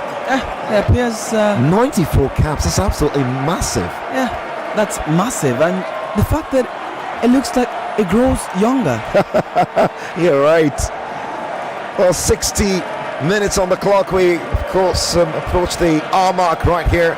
Seri Dyer would potentially go into the reference book, stopping Mo Salah on a brilliant darting run on the far right-hand side. Yeah, Sarah Dyer outstretches right arm to make sure that he's leaning on Salah's left arm and bringing him away, rather slowing him down, because he's definitely not going to win that race. And Salah was peeling away from him. Well, you just reckon that in places like Yamoussoukro and Abidjan, there'll be lots of men and women praying and hoping and believing that Ivory Coast can progress. Well, not particularly a surprise, because Ivory Coast have got to be one of the most religious African nations. And, Ivory Coast have also got the largest church in the whole world. The Church of Yamoussoukro, the largest in terms of size. Would you believe that? Yeah, I wish I could go in details, but you know how alright, and you know how Africans are most dedicated and a religious set of people, and then not experiencing growth, you know, in terms of economy and all ramification, I should say, compared to those in the Western world. Egypt now, they come forward. It's Mamouche with an incisive pass. Has got that looked to be Sulia on the end of that strike in the 18-yard box, and that was poor. Abysmal, should say, because Mamouche already made the contact, and the moment the sliding came in from Arik Baye to make the block, the Mamouche initial strike, and that man again wayward. There's no one who's going to find a top corner on the right hand side. Oh, that was Mustafa Mohammed on the end of that strike. 63 minutes played. Don't forget our broadcast is refreshed by our friends at Coca-Cola and MTA and official broadcast partners, huge supporters of football in Nigeria. Well, yesterday night was quite special for Morocco. Well, the brilliance of the young Achraf Hakimi just dovetailed them into the quarters. Are we talking about the best right back in the world? Well, some people would pick an offense with you. Yeah, those in red. Some good footwork from Ibrahim Sangare, trying to get away from two white shirts, but the eventual contact was coming from Fatih, and that will he would win a free kick. Yeah, both sides been solid, you know, and they're opening 45 and extending to the 60th minutes as well. They've done so well, both sides. It's just that the Egyptians have been more threatening. And this time was a bit of an issue, just deep in the half of the Elephants. Mo Salah almost trying to pinch a possession of Bailly, but cleared into the half of the Egyptians, who will pick up the ball neatly for two. And down this left-hand side, one support finds one in Mamouche, trying to just have a give and go with Fatih, but buys a lot to that danger. 65 minutes on the clock. Ivory Coast nil, Egypt nil. And well, this second period we haven't particularly seen any real chance. A chance came in. Don't forget that chance from Salah's left foot to pick out Soler, and who had hit that ball waywardly. I mean, that will that particularly count as what? Yeah, it's got to be a chance because he was left in acre of space and he should be burying that ball, at least finding the target. Well, Egypt failed to score against South Africa in the last 16 back in 2019. So prior to that, they had scored at least one goal in their previous 9 AFCON knockout games, dating back to a 0-0 draw against this same Côte d'Ivoire side back in 2006. They eventually won that game on penalties. Some really good defensive work coming from that far side by Glacian Konat.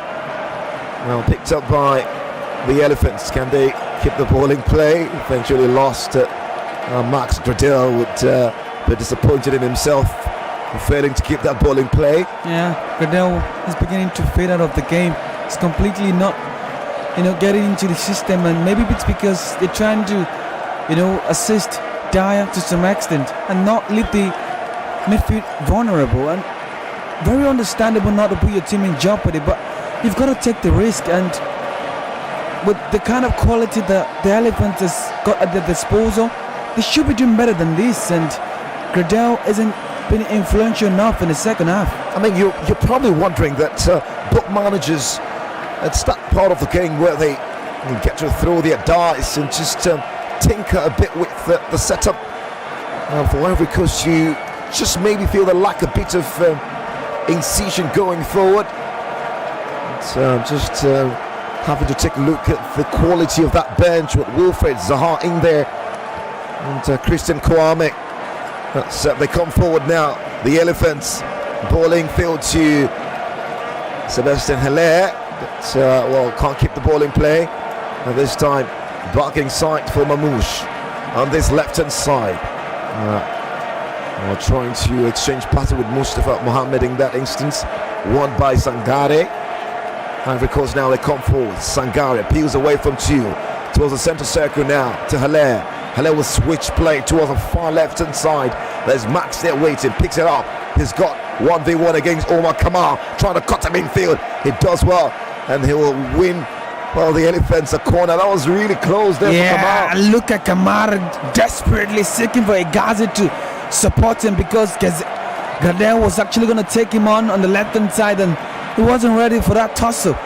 And Gradel kept on dragging the ball and constantly moving the ball with inches by inches, and Kamar was just jockeying, making sure that he doesn't get past him. And the moment he saw that he's left vulnerable, he just had a call for backup, and Egazi was there to support him. This time the corner to be whipped into the box, eventually cleared away by Abdoumanin. And this time back inside for the Elephants. For two in there with the eventual clearance. Falling kindly for the Elephants now. What a beautiful pass this time, trying to tee up Haller, but they seem to have gone to sleep in that instance. Really timely intervention from Look Egazi. at that sliding ball. I mean, to actually take the ball out from the part of Haller, but he appears that Haller was actually offside, but it was onside because that man is captain on the far side, and that's the right hand side. And look at that pass from Pepe firstly that split the defense into two, and then Haller was just not quick enough to react, but Egazi was there to make sure that ball doesn't get into the 18-yard box and to find the path of Haller. Corner now. Corner whipped in from the left hand side, and this time the referee will stop play. It's just wants to have a word with Haller and Fati. No pushing, no talking when the corner is being played. It's difficult. It's a big man. Haller will be hoping to score his 180th career goal here. He's had an unbelievable season with Ajax. Corner now, whipped in by Pepe to Sankare. Halo on the end of that one. And Shanawi That save is one for the competition. But look at the delivery. Come on, Tony. Finding the back post and then the head of Sebastian Le. The flick. Sangare rather. And then Le react as well to make sure that he had it. And the goalkeeper Shinawi was there to match on up. And they're piling the pressure here. The Elephants.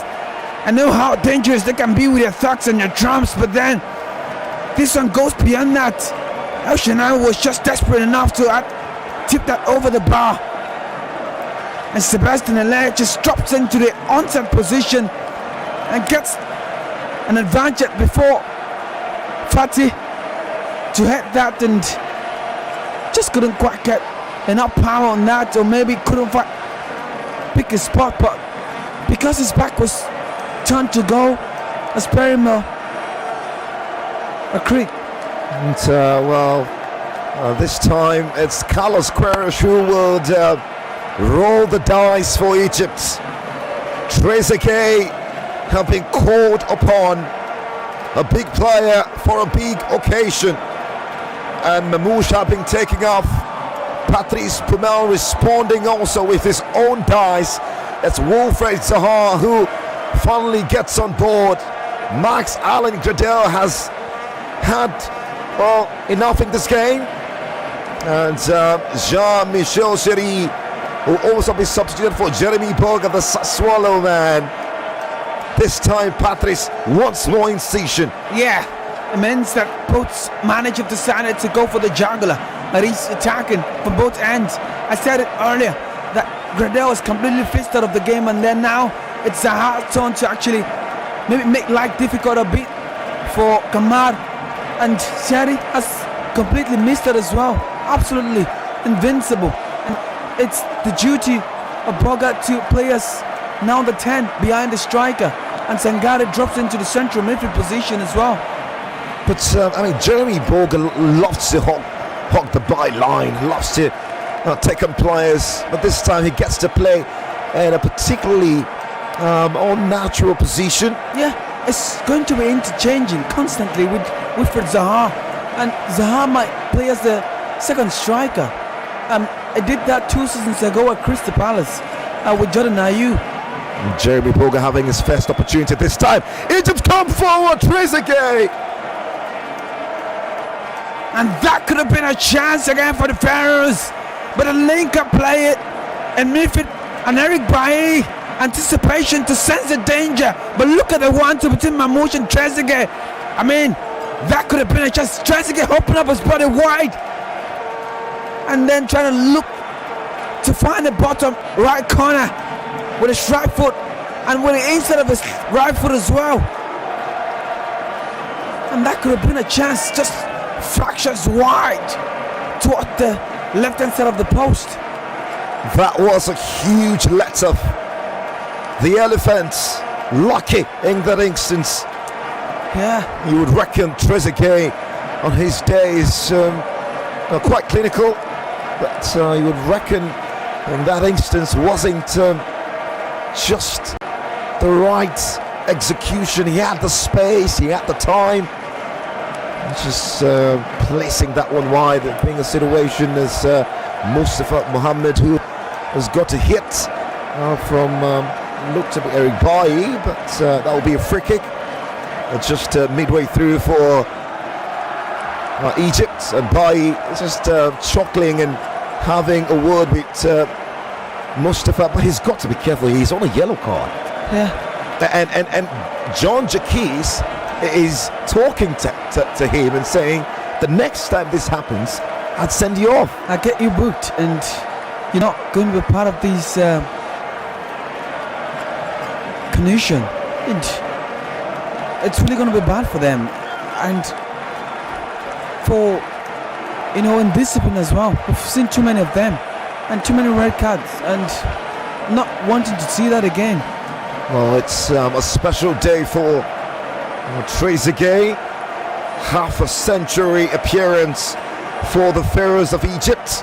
We'll be hoping to score his 8th goal for the Pharaohs. It's a big day for him. And what do you reckon on milestones like this? Players can turn up. Yeah, it's just that since that injury spell that Trezeguet had 8 months ago, he's not been the same man anew. But this could be an opportunity to actually start up something new, because generally Trezeguet is supposed to be starting ahead of Mush. And this time they come forward. It's the Elephants with Nicola Pepe from the right-hand side, the cutting midfield, and finally unleashing that strike. Yeah, unfortunately Pepe could have actually, or rather the ball could have rattled its way into the back of the net, and El Shaarawy was just quick, and it got lucky because the ball took a bounce and now reduced the pace of the ball, because with what I saw, Pepe hit that with quite some power there. And don't forget, our broadcast is refreshed by Coca-Cola and official broadcast partners MTN Nigeria. That's the Elephants come forward now. It's Jeremy Borga, his first real opportunity in the game, and it's overweighted pass towards Zaha on the far left-hand side, and Zaha is complaining. Yeah, Bogo. Oh, what a beautiful way to get away from two players now. But the eventual pass to Mo Salah's poor Mustafa Mohammed just failing to get the ball back after Salah did a beautiful work to get away from two defenders. It's not how bad the pass was, but it's the quick reaction. Instinctively, Bailly reacts and then turns on the ignition and gets on the throttle. I thought it was actually running out of gas, but no. It picks up quickly, and then that thing give a chance. And the pass, yes, maybe not accurate enough, but it's not a terrible pass. It's just the anticipation level of Eric Bailly to sniff the danger. And so, the Egyptians will be relying on the cards played by Carlos Queiroz to do something great here.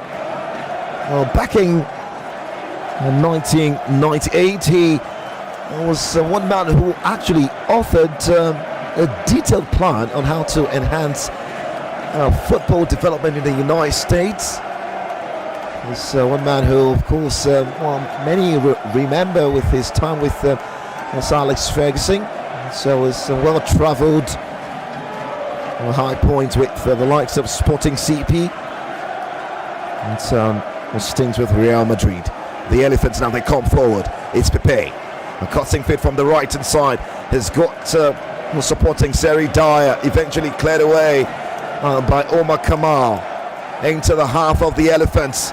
And that's quite decent from Eric Bailly, just living dangerously there. Yeah, such a player with so much conviction and confidence as well. He's growing confidence, and the Pharaohs have been packed, and they're not even getting enough chance to breathe, and they're suffocating in Jeremy Borga now gets away from 1-2 into the path of Pepe, who strikes.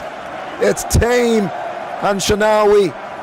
Well, they're just at the right time to gather. Yeah, Saleh moment of having to close down Pepe, just had Pepe in a rush, or rather hasten his decision, but Pepe was able to get his left foot wrapped around the ball, and with his left foot he could have found a target. It's the third time he struck that, in this game, twice now in the second half, drifting away from the flank and then on the edge of the area, pulling the trigger. It's just that enough power hasn't been generated to find a target, rather the back of the net. Well, that's a bit of an issue for T, the 27 years old midfielder for Al-Akli, who's down on the turf. Just complaining to the central referee. Play will stop momentarily, and he will be attended to. He's making his 18th appearance for the Pharaohs today, Hamidi.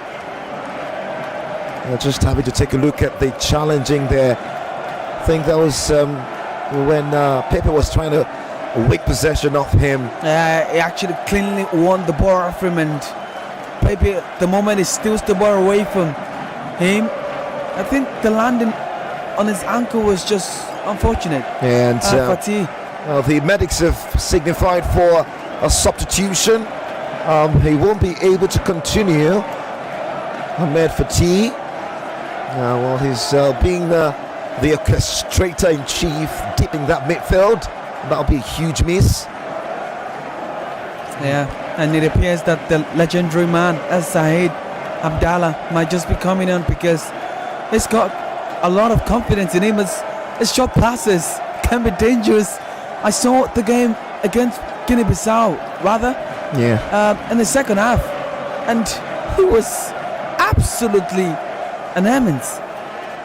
The calm of situation, and it's like it doesn't get moved even when the storm is inflicting. Yeah, there's one of the very mature players in the team. He's the oldest, particularly, Al Saeed. Well, 80 minutes on the clock right here at the Japoma Stadium. Ivory Coast nil, Egypt nil. And our broadcast is refreshed by Coca-Cola and some official broadcast partners, MTN Nigeria, as Ivory Coast will come forward as we await the substitution from Egypt. Fati, in the meantime, are being escorted out of the pitch of play, and so it's 10 against 11 at the moment. Ivory Coast go all the way back to Ibrahim Sangare. Well, such an important player for PSV Eindhoven. Yeah, scored a pitch of a goal during the group stage against Real Sociedad. I saw that game, and it was a particular strike from over 25 yards. He's got that in his locker. Yeah, it does, and it quite had a decent game against Monaco. That's still in the Europa League and in the group stage. But I saw a terrible performance against Ajax, when they lost that game 5-0. Well, I'm hoping to steer his team towards greatness here. 81 minutes on the clock. The Elephants now, they come forward. Sergio Aurier to Pepe. On the right hand side, back to Aurier. And Pepe will chase after Aurier would just set him free, but overhits that pass. I think Aurier has lacked precision in his final balls on the day. He's, disappointed largely. Yeah, he has the idea. It's just the execution. Exactly, and considering that he's played in different top level clubs and leagues as well, he should have grown past this. And there's a bit of an issue. A long ball is launched into the half of the Elephants, and Eric Bailly headed that back into the half of the Egyptians, but he seemed to have had an issue with that eventual contact because he's holding onto his head. He's pulled off his headgear and he's on the turf. Look at that. Yeah, he won the ball cleanly. That was a contest between him and Mohamed Mustafa, and it appears that it was the heat on. Yeah, on his head. Yeah, and the power, I guess. And but he felt something. Well, he's a warrior. Surely he is. And he picks up his headgear and wears it back and is up for it. But you would reckon that for Patrice Bumel, he should be maybe looking at Odilon Kusunu to probably come and giving. He's got this is a head injury. You want your players to show passion and desire to continue playing, but all of these circumstances, I don't know. You're not going to take arguably the best player in the side. Eric Bailly in the last 2-3 years, not forgetting the Confederations, the Olympics as well. Yeah, it was at that tournament. A very decent game throughout the tournament till, even while they played against Brazil. And this time, Ivory Coast is a really inciting pass coming from Boga, trying to find Wilfried Zaha on that right hand side. That's really a lot defending. Zaha now into space. Shanawi says no. What does the Elephants need to do to get the ball into the back of the net? They've tried almost every and all, but look at Zaha. It's been a threat so far. Yeah, constantly terrorizing Kamar. And the way he sneaks his way into the 18-yard box. But first, look at the pass first from Sangare. And then he stats the ball onto his right foot and then wraps it onto his right and hit that with so much power. And El Shenawi makes himself big and went to the ground and wasn't going to allow that sneak towards his near post and naturally his right hand side. Shenawi is down and he's signaling to the bench substitution. Can he continue that save? You would have reckoned what he had to do to keep that ball out. But we're talking point blank saves here. Oh. That's one.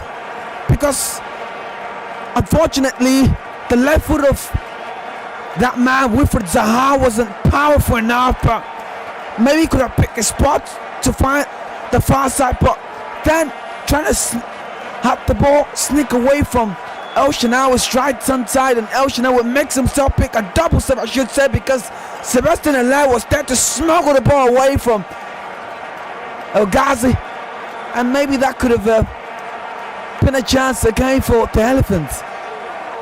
well, he's a goalkeeper that understands his audience. Multiple winner in terms of African trophies with Zamalek. Had a stick with Alakli too.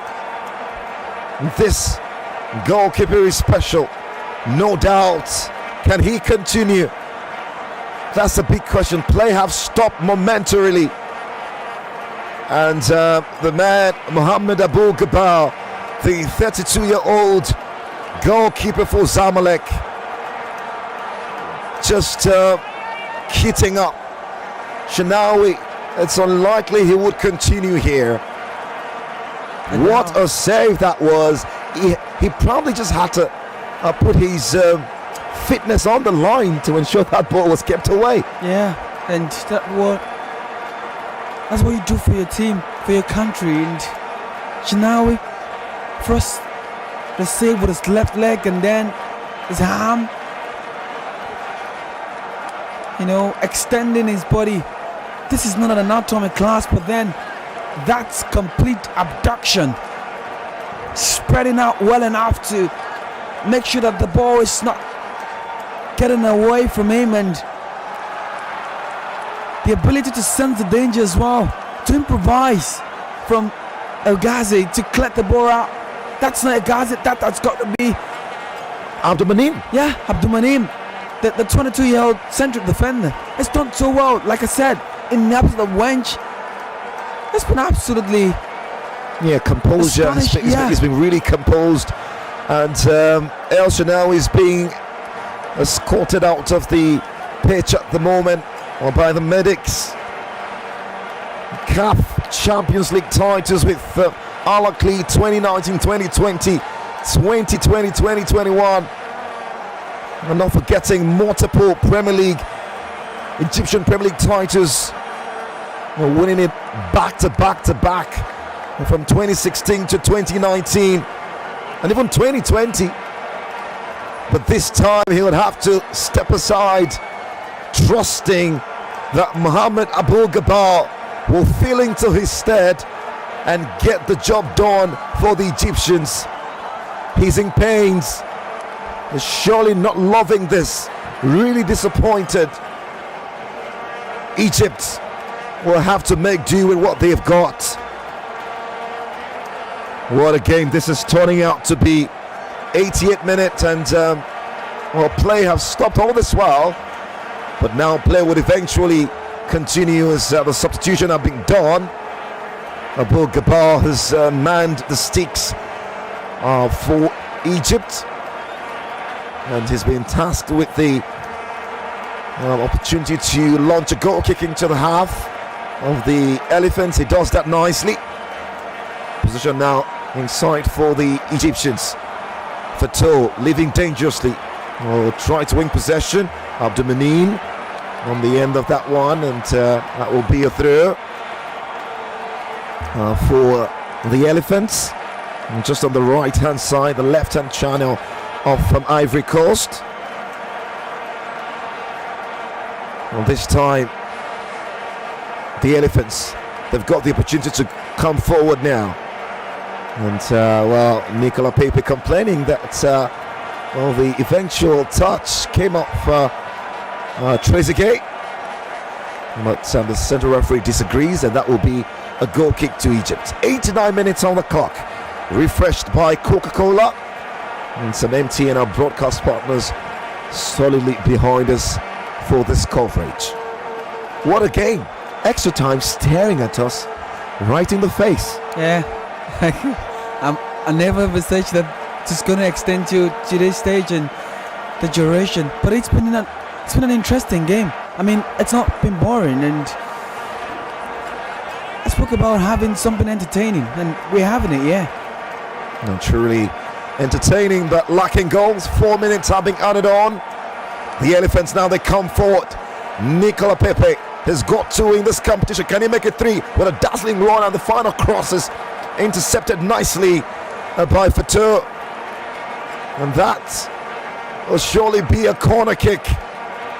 Fatou was just clever and constantly being patient with Pepe, not committing himself, and there's a danger of going to the ground easily, but then he had to calculate Pepe's steps before he could outstretch his left leg to make sure that the block comes in. Corner this time by Wilfred Zaha, this time coming up the foot of looked to be Jeremy Borga, and they'll win themselves another corner. Time is trickling down, and a few minutes left to play in this. This time the corner comes in. Abu Gobar eventually gets a catch, but challenged in the air by Simon Daly. Yeah, it was about who gets there first between Daly and the goalkeeper. And at some point was living on the edge, and he was surprised that he gets there first, and then that split his blushes, at least for some seconds. Yeah, right. Goal kick now for Egypt. That's launched into the half of the Elephants. Picked up by the boys in orange. Can they create something? Dispossessed now, but this time they win themselves a free kick. It was Pepe who was brought down there by Zizou, who just made his way onto the pitch of play. And that will be a yellow card for the young man, Zizou. Yeah, Zizou catches Pepe's left foot, and that precisely was his ankle. And he was also trying to win the ball because Fatou was lost winning the ball off Pepe, and he was there to commit and assist in that situation, and that's just on the left hand side. And so Zizou earlier was brought on for Fatih, who also is injured. So there's been two players injured for Egypt, substituted. In total 4, because match they won, they lost one of the biggest player of the Egyptian squad, and that's the right back, Ashraf. Fatah. Yeah. Ashraf and Taufik. Yeah, and this time now they come forward. The Elephants, it's Pepe into Borga.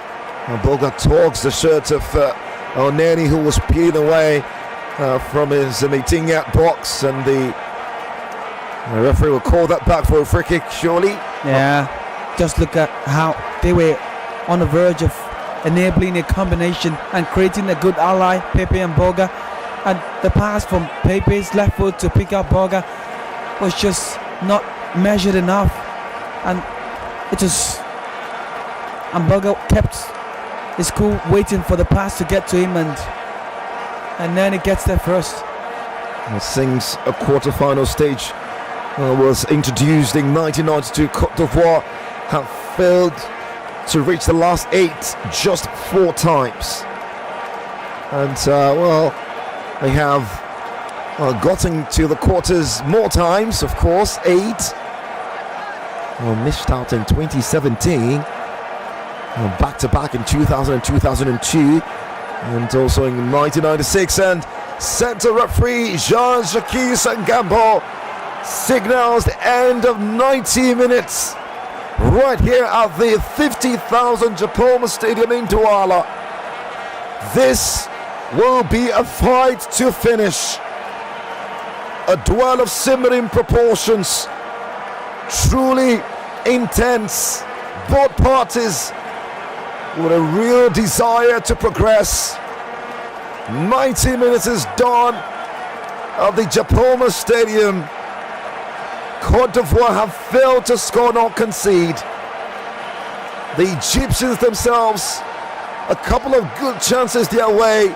The very best falling to Trezeguet, who failed to hit the target from 6 yards. And that have got to be the best chance of the half for Egypt. This time, we will go into extra time. Fate written all over this. Well, this have got to be the first round of 16 game that will go into add extra time. Yeah, And surely, it's been, and it's been an interesting game, like I said, and I've always said that. I mean, right from the opening 45, extending to the second half as well. But both sides have given it a good fight. But the last 25 minutes has been the elephant, you know, starting everywhere, mapping up and initiating the attack. And the goalkeeper has been the saviour, El Shinawi, who eventually had a premature end. what a goalkeeper that was. Yeah, it's proven to be that custodian who you can rely on. And the Egyptians surely are happy that they've gotten to this stage, at least 90 minutes, because considering the quality that the Elephants have got at the disposal, Absolutely. I mean, they really have got no chance. But they're opening for the 5 minutes, and towards the 56th minute, they were on point, they were spotting, they were having those chances, like you said, that Trezeguet giving them their best, and Wilfred Zaha could have buried the chance, and maybe kicking himself at the moment that he couldn't pick the spot to find the bottom left-hand side of El Shinawi.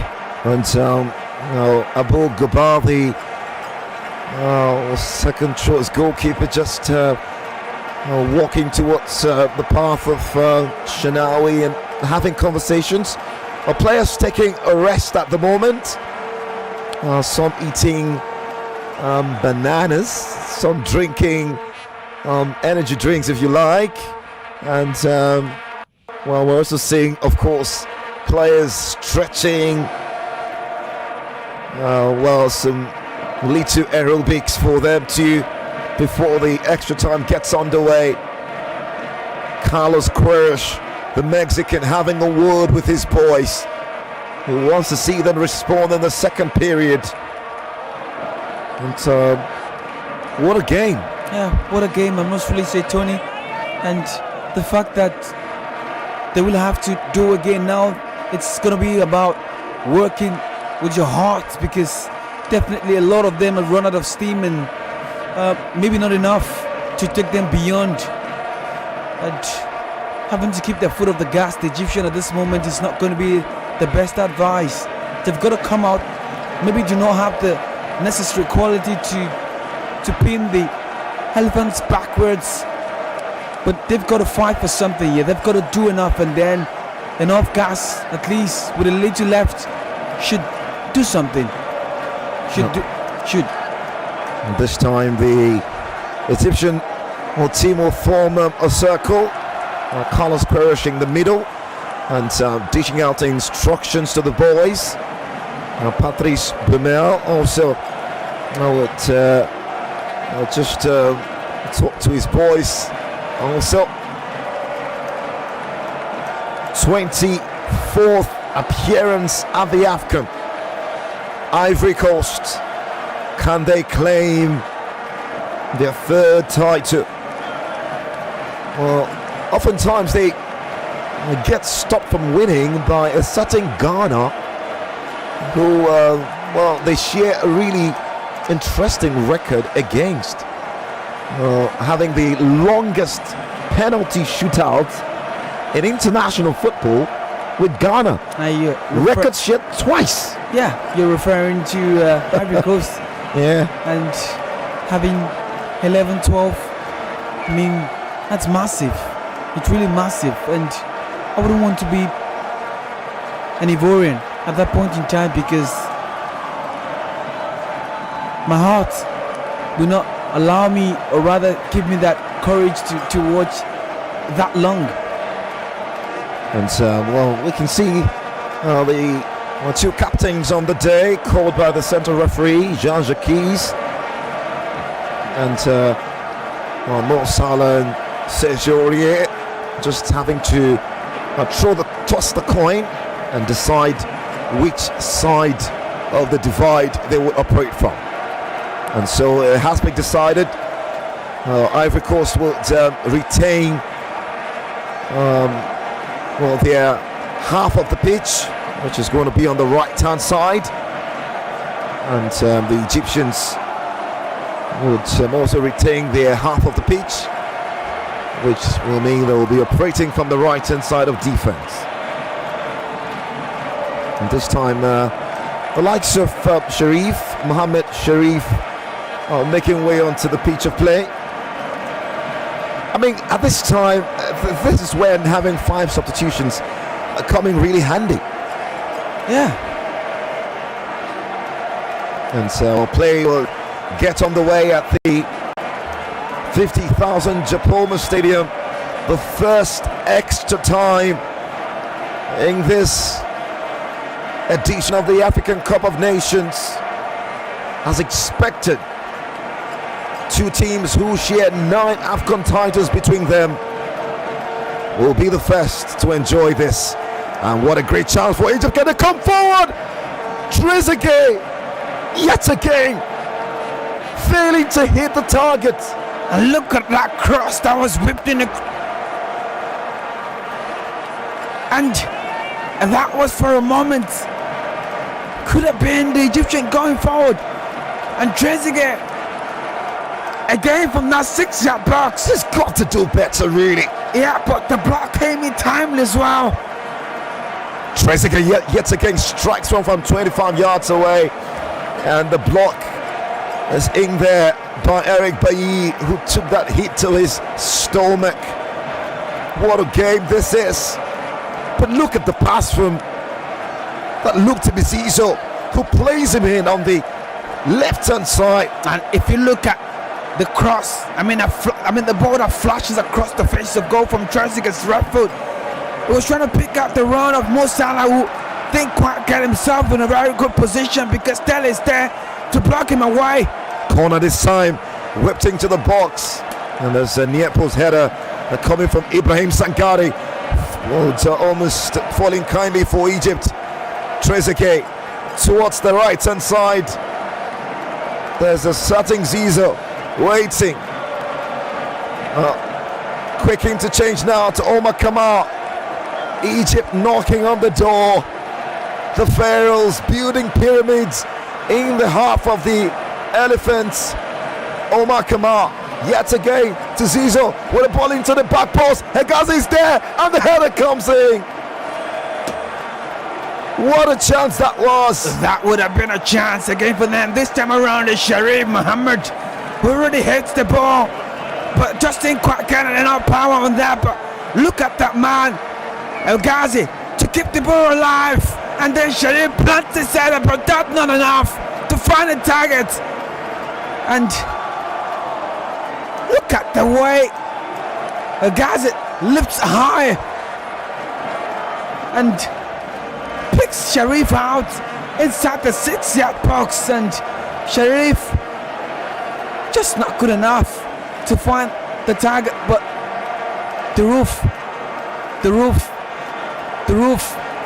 kept calling, and Sharif answered. Well, Mohamed Sharif have hurt himself, well, not particularly hurting himself, because while he was trying to attempt to guide that header, he had a collision with the Sparta Prague defender that looked to be Sebastian Haller. Now in that instance, you're probably wondering how that was Simon Deli. Oh, that was Haller, and he just knocks him right in the head towards his lips. He's got a torn lips, bleeding at the moment. That's the head of Deli. And you know, Deli actually for a second on his mind, felt he was getting there first before Sharif did. And unfortunately didn't quite, because Sharif was peeling away from the goal area at the same time. Was trying to guide the ball back. Exactly. And catches the slips anyway, and it should be fine to continue this game. Should he? He should. Because looking at that, well, it looked to be a really deep cut, and his lips is bleeding at the moment. The medics onto the pitch of play and was trying to. But what about that cut back from Fatou towards the back post? El Ghazi in there, and the cut back to Mohammed Sharif. Yeah, Fatou's ball was deep, and surprisingly, El Ghazi kept it alive, not allowing the ball to run out of play, and comfortably heads the ball towards the path of Sharif, who was drifting away from the goal area, and at the same time trying to pick his spot, and that's the net post, and Sangare. Hard to see him continue. Muiwa, hard to see him continue. It should continue. He's being stretched off for the records, and well, Egypt are down to 10 at the moment. Now will Mohammed Sharif continue at 25 years old? Al-Akli striker. So 16th appearance for the Pharaohs here.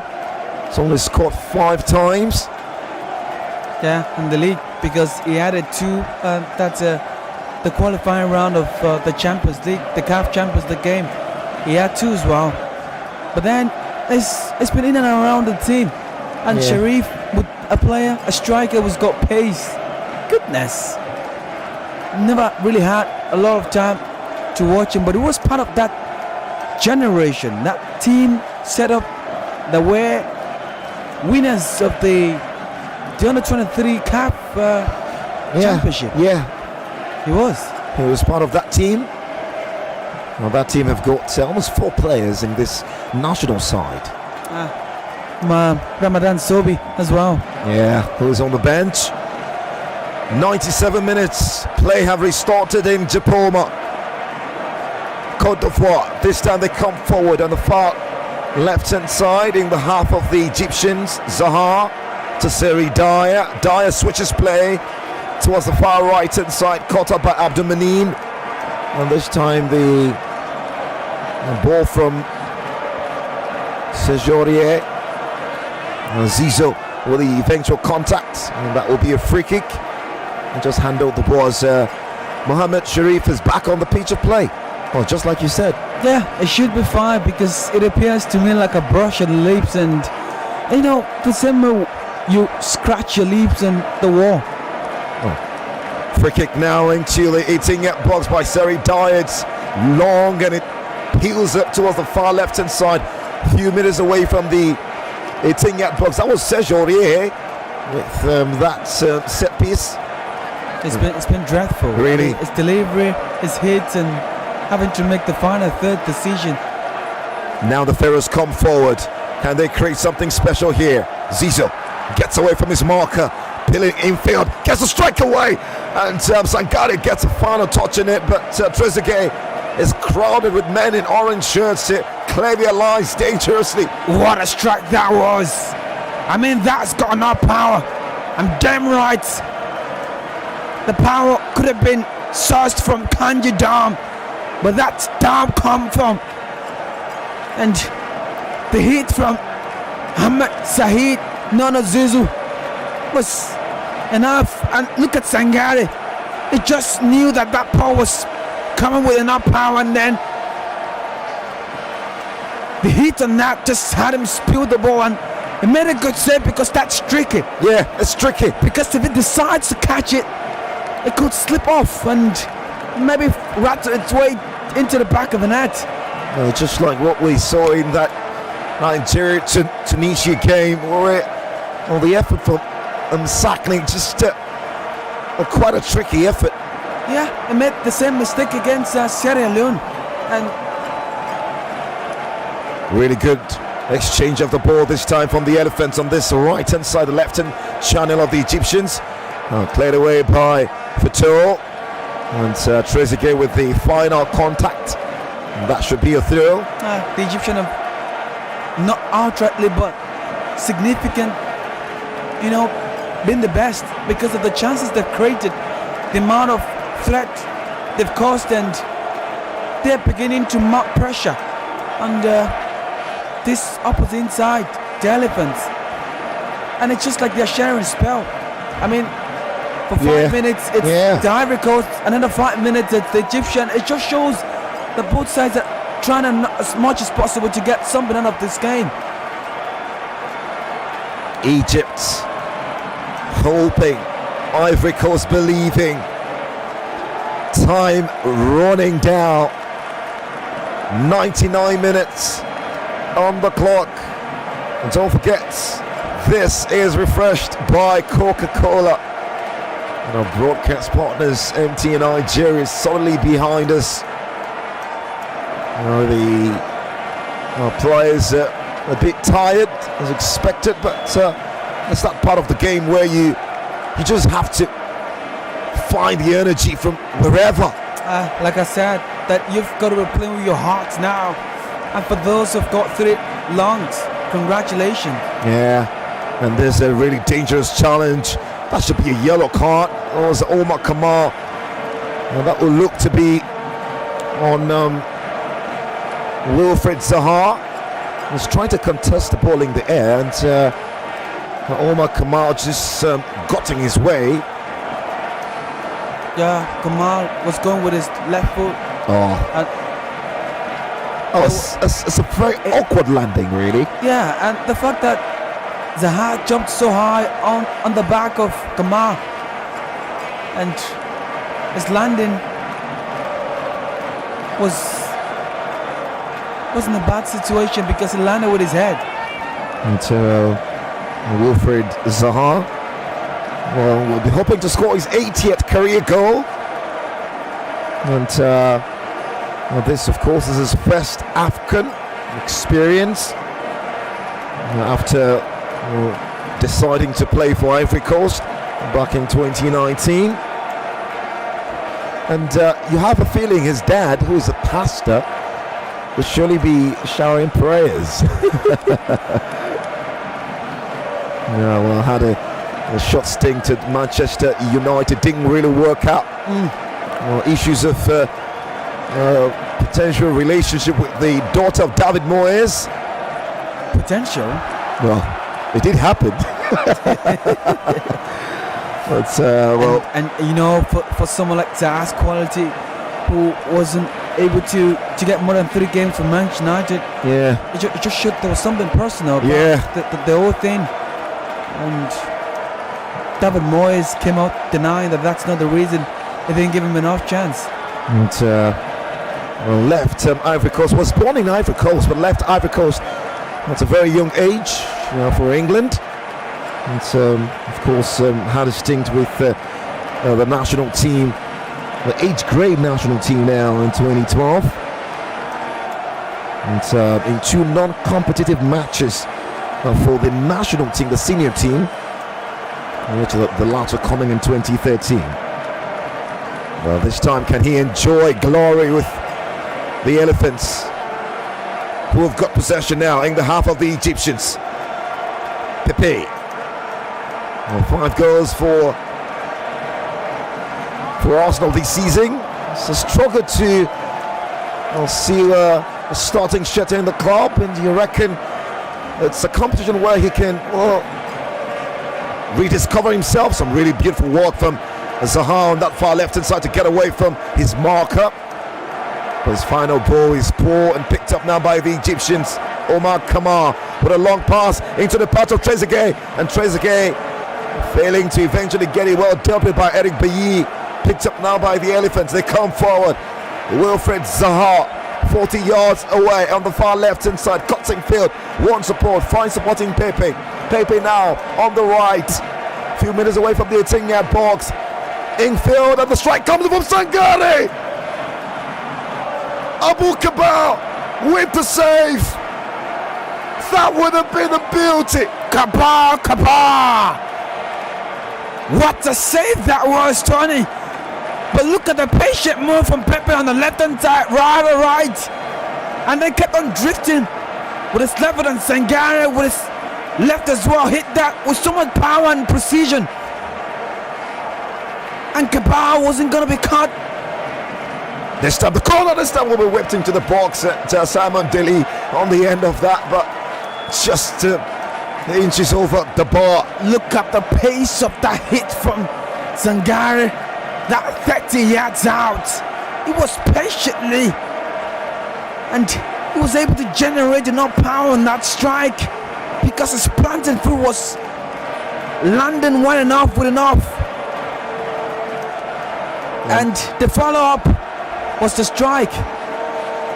Well, this time, one time a youth player for Mets, Maxwell Cornet, the Burnley attacker, would get his opportunity for Ivory Coast. Sebastian Haller is done for the night. Yeah, definitely. Zaha will have to play as a centre forward, and Boga will have to drift up wide to the left-hand side, and Cornet will be playing as the number 10. And this was someone, or rather, yes, he was playing as a wing-back with Leon, but he's been playing in an advanced position with Burnley.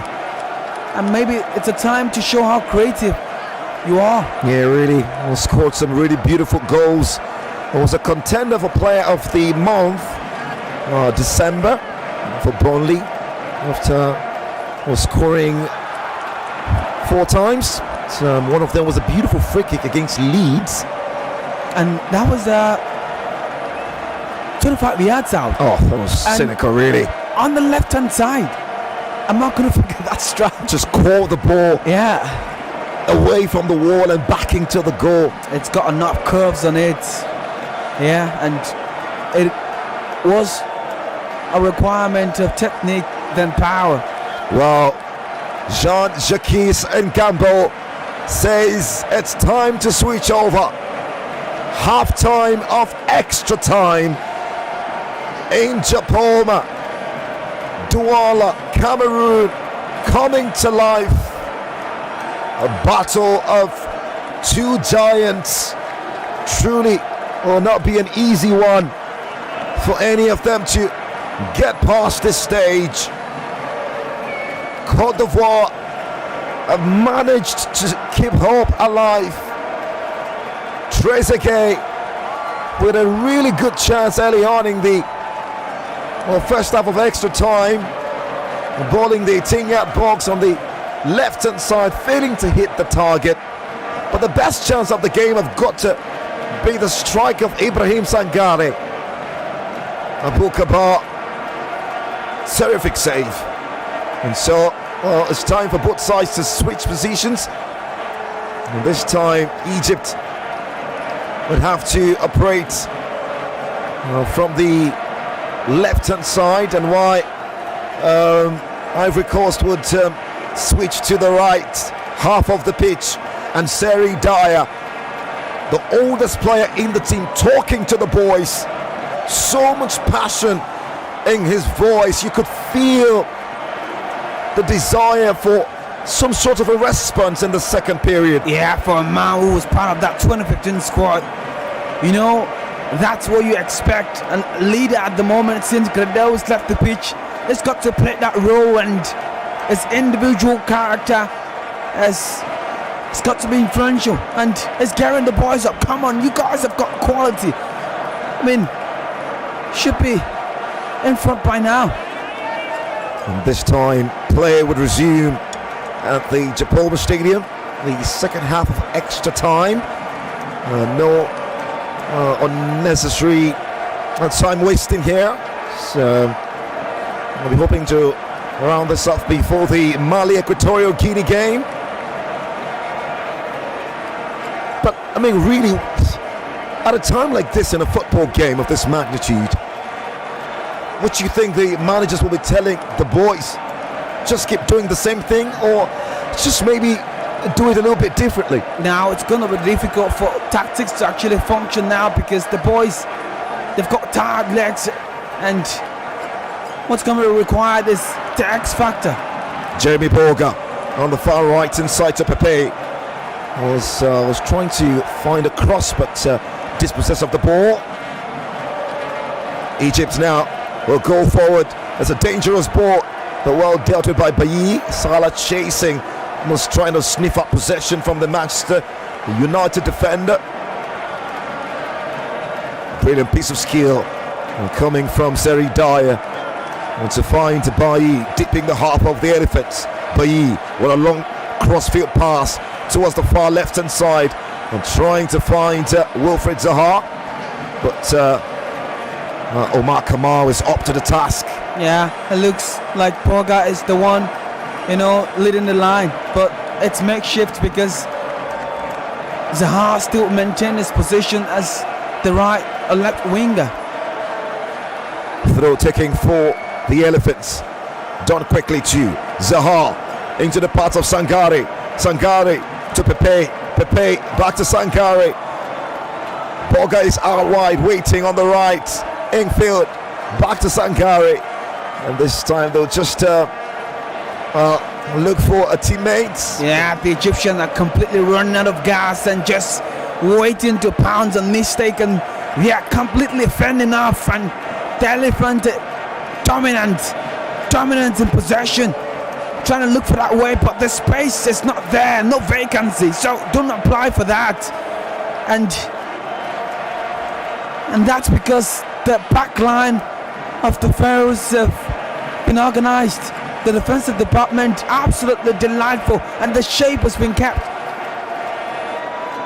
I think you've got to give credit to the likes of Abdul Manin and Ghazi, who currently now plays for Al Ittihad there in Saudi Arabia. And, of course, enjoyed a lot of his time in the English Premier League, and this time the pass trying to set Mohammed Sharif free, coming from Al Fatur, just overhit, and Sangare will come and gather. It's just a lack of anticipation from Sharif because he didn't quite time it right quickly, but yes, maybe overhit. Yeah, maybe overhit, I think. And sometimes the strikers always request for the best place you put the ball for them. I mean, where it's comfortable for them. And Fatou and Sharif communication completely breached. Côte d'Ivoire, Yamoussoukro, Abidjan will be hoping to welcome Africa for the 2023 African Cup of Nations. They will be hosting Africa to that footballing Mundial next year. And truly winning this could be the right propelling factor. Boga, 40 yards away from goal, gets away neatly from El Neni. Position back inside for the Elephants. Sangare now. One support, gets away from two, gets away from three, he's been stopped there. But the referee is uninterested. Joshua Keys looked like he was fouling that instance. It appears, but to some extent, maybe not, because Sangare has got away from Fatou, and the improvisation to take him down. Maybe he won the ball cleanly, I should say, but not opportunity to get a replay of that. Wilfred Zaha. The Elephants still with possession. Now they go forward on the far right side into the 18-yard box. The ball will spill off. Jeremy Boga, the Sassuolo man, needs support. Finds support. The crosses into the area, headed away by Hegazi. Kept alive by the Elephants, and they keep on knocking and knocking. Egypt will find a way to clear their lines. They do that neatly too, and the run coming from Zizo was stopped in there by Gleason Konan on the far right hand side. The referee doesn't want to have a look. I think this was just it's gonna be a penalty. The way he barges into him, and it wasn't moving. And maybe because the referee is not convinced, but that's completely a penalty because he wasn't moving. He was just absolutely trying to nullify the movement of Sangare, and it was not. The intention wasn't actually going for the ball.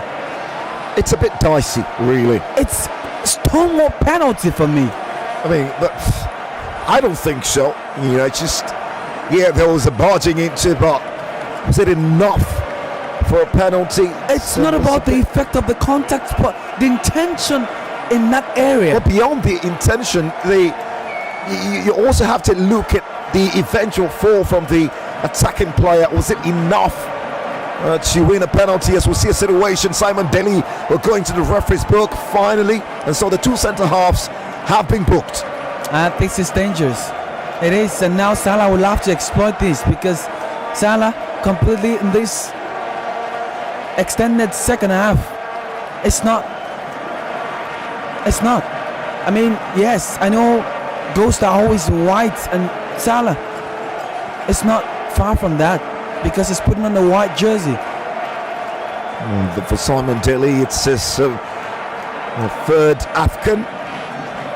Won multiple honours with Club Brugge in Belgium, but currently doing great things with Sparta Prague, giants of Serbian football. And now this time Egypt, quick free kick taking very quickly, and a really good combination between Omar Kamal on that right hand side with Zizo. He's been everywhere since coming on. Yeah, that's hard work, and it's almost left a lot behind him. His footsteps are meant. Zizo now with a ball into the box. Well dealt with by Bailly. Will fall in kindly for Salah. Salah tees up.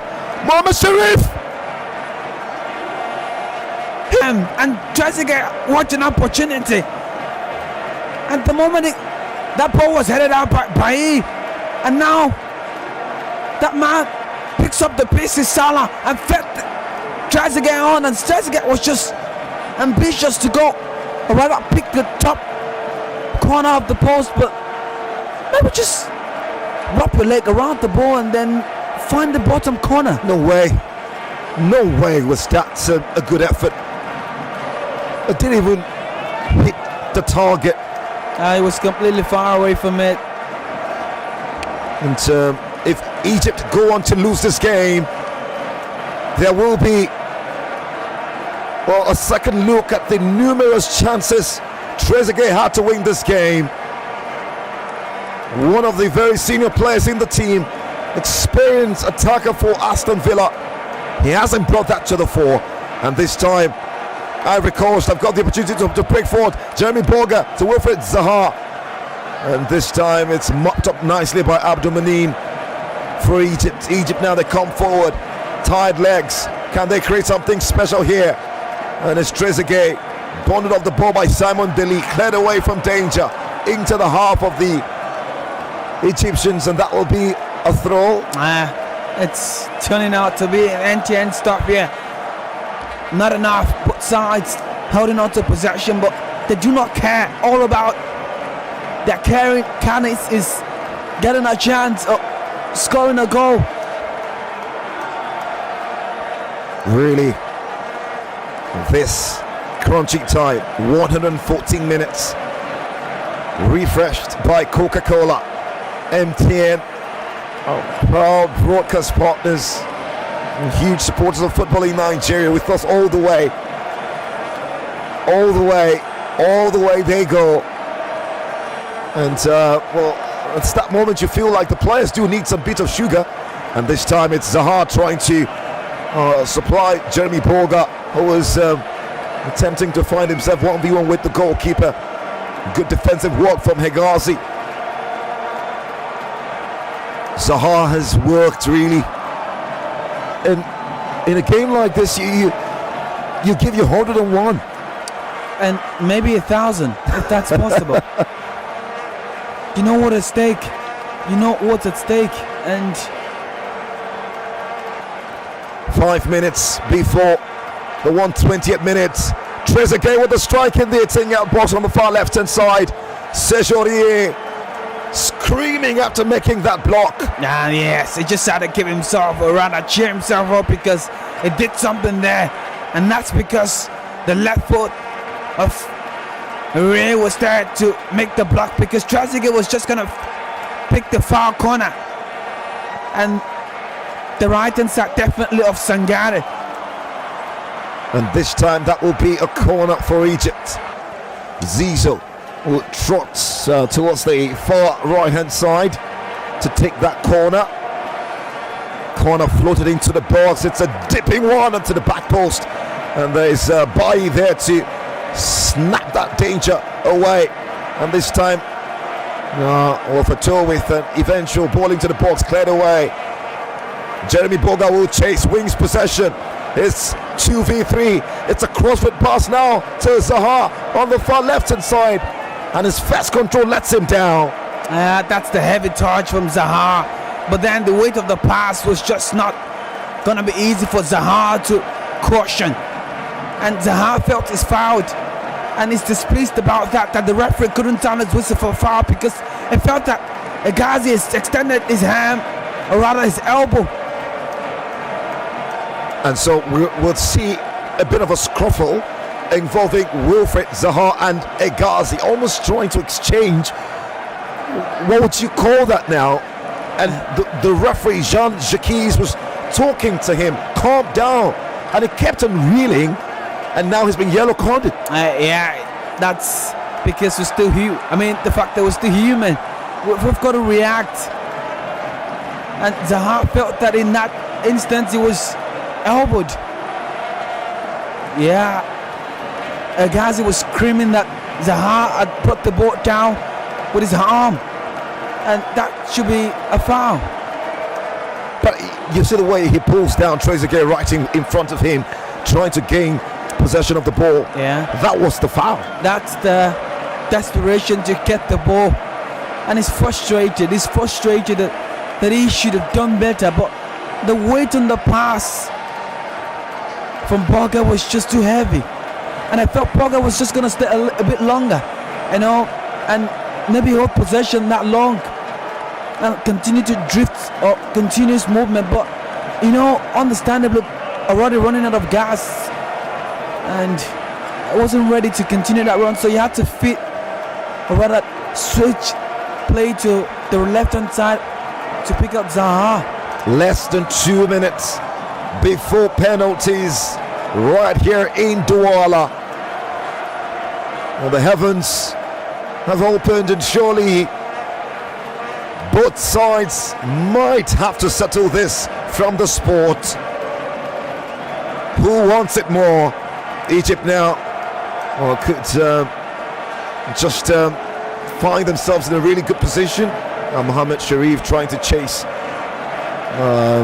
Simon Deli, who was a bit clumsy on that instance with the possession. Throw taking very quickly now into the side of Trezeguet with a ball into the box. It's headed away finally, picked up by Jeremy Boga, 25 yards away. His touch is heavy, loses possession to Fatou. Fatou this time trying to find Salah. Possession lost, back inside for the Elephants. Jeremy Boga on the far right hand side, across the center circle, infield to find Pepe. Pepe with the pass, the interception is there, and possession back inside for Egypt. Picked up now by Zizou. He's got time and space on this right hand side. Wants support, needs support. Can he get one? His eventual pass is wayward, but suddenly finds Fatou on the far left hand side. Fatou picks it up, keeps the possession alive. Egypt, can they find the final ball? Salah into the area, and well, the eventual strike from Trezeguet into the hands of Sangare. But look at the cutback for us from Sharif, you know, hoping that it was gonna get a contact, and then Trezeguet did, but just couldn't generate enough power to find the target, or rather find the back of the net. At least he found the target.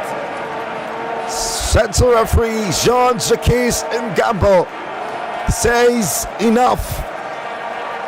Penalties we go in Douala.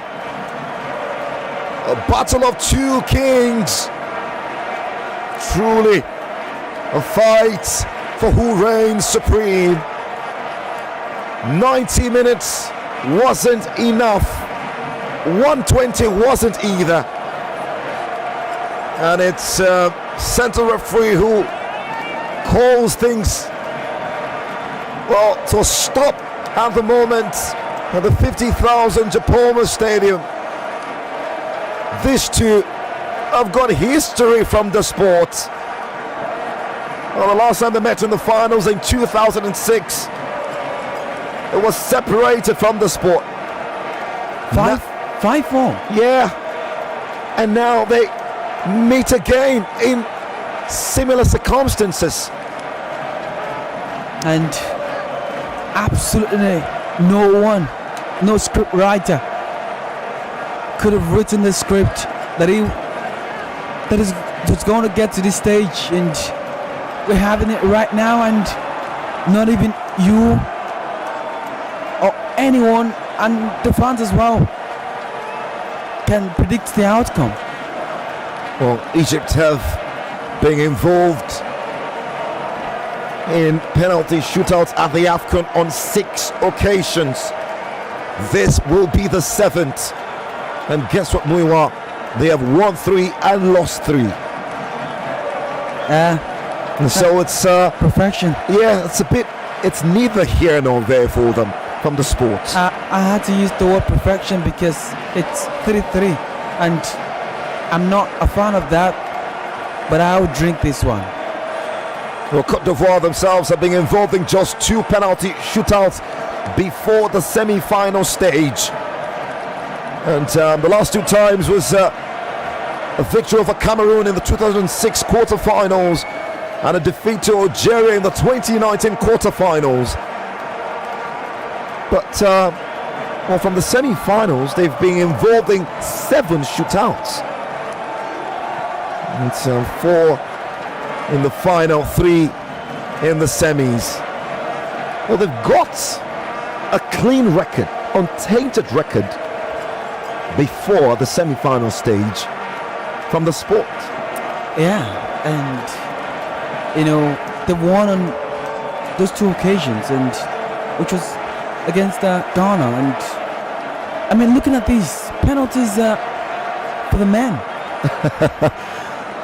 the bold-hearted, yeah, take nothing away. The 2 teams, conversations about who goes first. The names that will be outlined here by both managers, Patrice Pomel and Mexican Carlos Queiroz. It's a time you don't want it. As a footballer, it's what you love to avoid.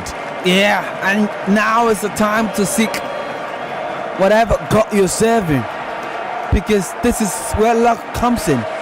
It's not about the precision of your strike. No, but I mean, we've talked about teams really being intentional about penalty kicks, and to be honest, it does help.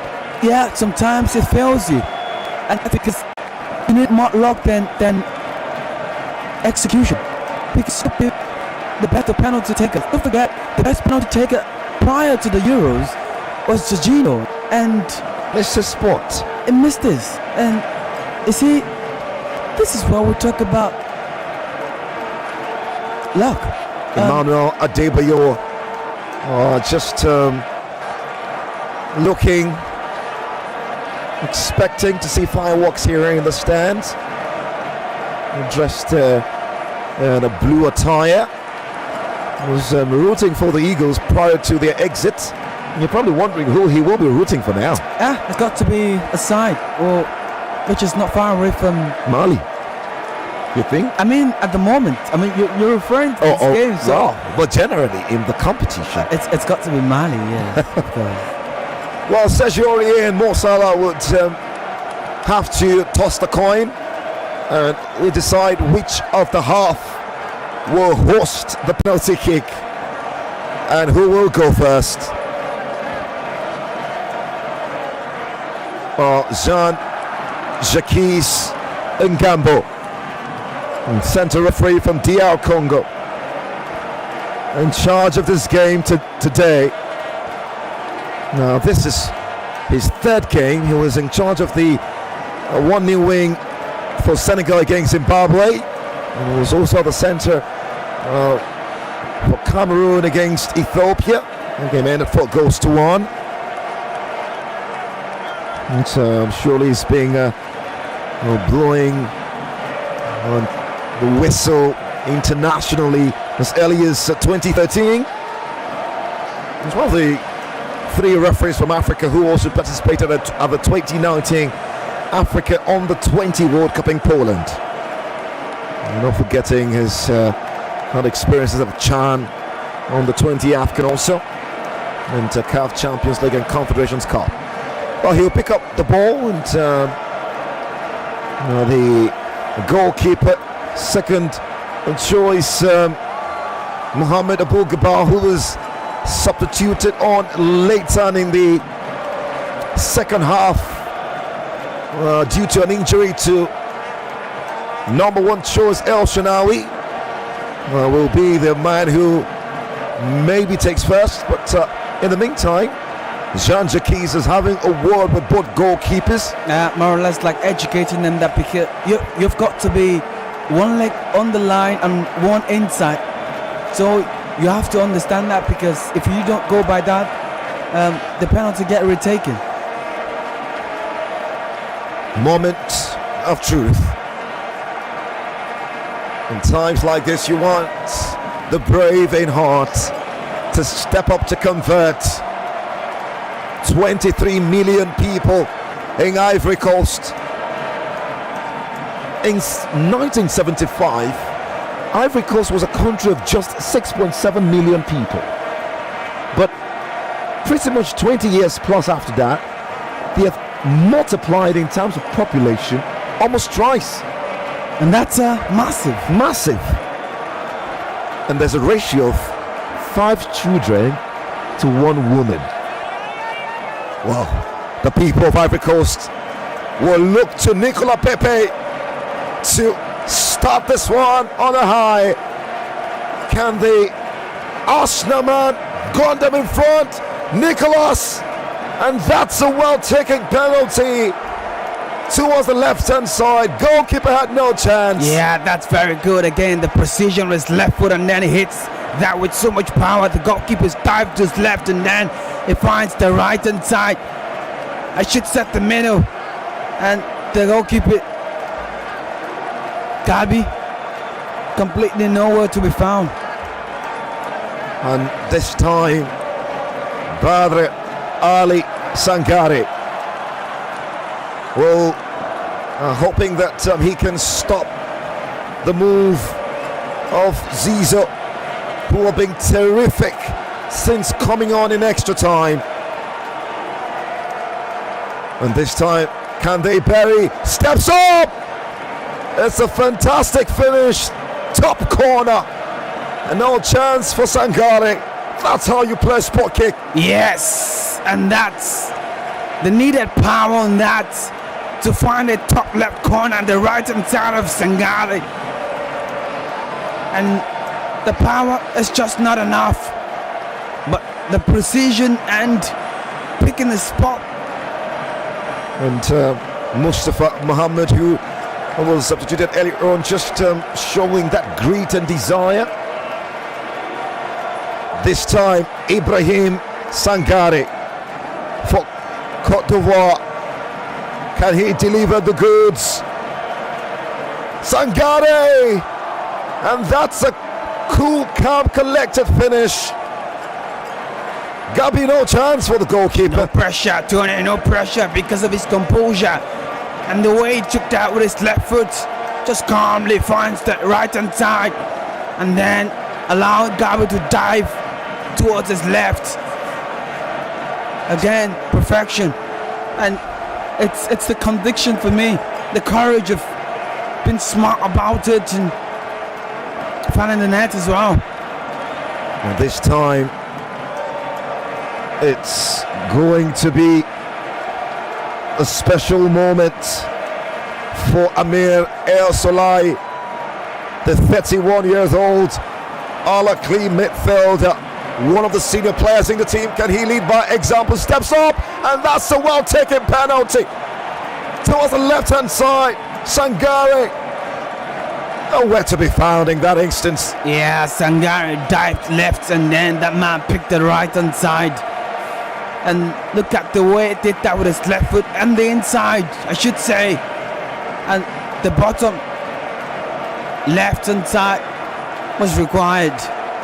And Sulea just completely dispatched that. 2 apiece for both sides. Converted. Eric Bailly from, well, the Ivorians now, but he steps up and he misses. Mohamed Abou-Kabir gets a touch on it off the crossbar. And that's a save from Gabi. But the lackadaisical attitude from Eric Bailly, just hit that, no power, no precision, just hit the ball. And the left arm of Gabi was just there and required to picture that is not finding its way to the back of a net. And this advantage, of course, for Egypt. Bailly misses. He's led so far from behind, but just when it matters most, he has missed. And now Egypt will look to take the advantage. Can they find that advantage in this game? It's Omar Kamar, the right back against Sangare. Steps up and slots it coolly. Beautiful penalty by Omar Kamar. Yeah, look, we're talking about composure, but let's talk about his movement and having not to rush that. Just look at the way he did that. With the inside of his black net, picks the left hand side of Sangare and surely the right. And it's done that right enough. Yeah, right. And this time it will be Maxwell Kone, a player that have got so much to prove. Dominated in France, now in England, dominating, but he's failed to have a starting berth for this Ivorian side. Can Kone give them some bit of a hope? And he steps up and it finishes. A little bit of a skipping there, but finds the right hand corner. Yeah, Gabi fell for it and Gabi went to the ground. For a second I thought Gabi was sinking, but no, he dived and he dived right towards his right hand side because that man, Kone, was trying to pick the left hand side of Gabi. This time Egypt will have a goal. Already they've got the advantage, having played 3 and scored all 3. Eric Bailly lost, and this time Abdoumanin. This boy have been an inspiration in this tournament for the Egyptians. The centre back, only 22 years of age. Can he find the top corner? He does well, and that's a brilliant finish from Mohamed Abdoumanin, the Zagazig-born defender. That was well dispatched. Courage and consistency from the Egyptian players to always be perfect with precision when hitting the ball, and then this man just not gonna take any chance. He hit that with so much power and finding the left hand side. This time Ivory Coast will have a go. It's the Eagle. Wilfred Zaha steps up and smashes it home. Côte d'Ivoire still in the fight. Yeah, but this is just the last chance.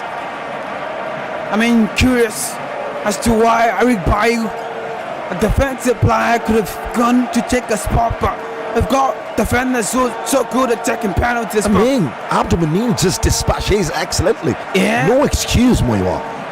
Of course, but then you're not going to use that. Eric Bailly and it's Salah. Who else to lift the glory? The Egyptian magician, sensational Salah they call him. Truly a man for the big occasion. Will he walk alone? Steps up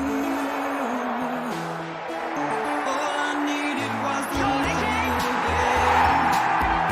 All I needed for another day. And all I ever knew, only you.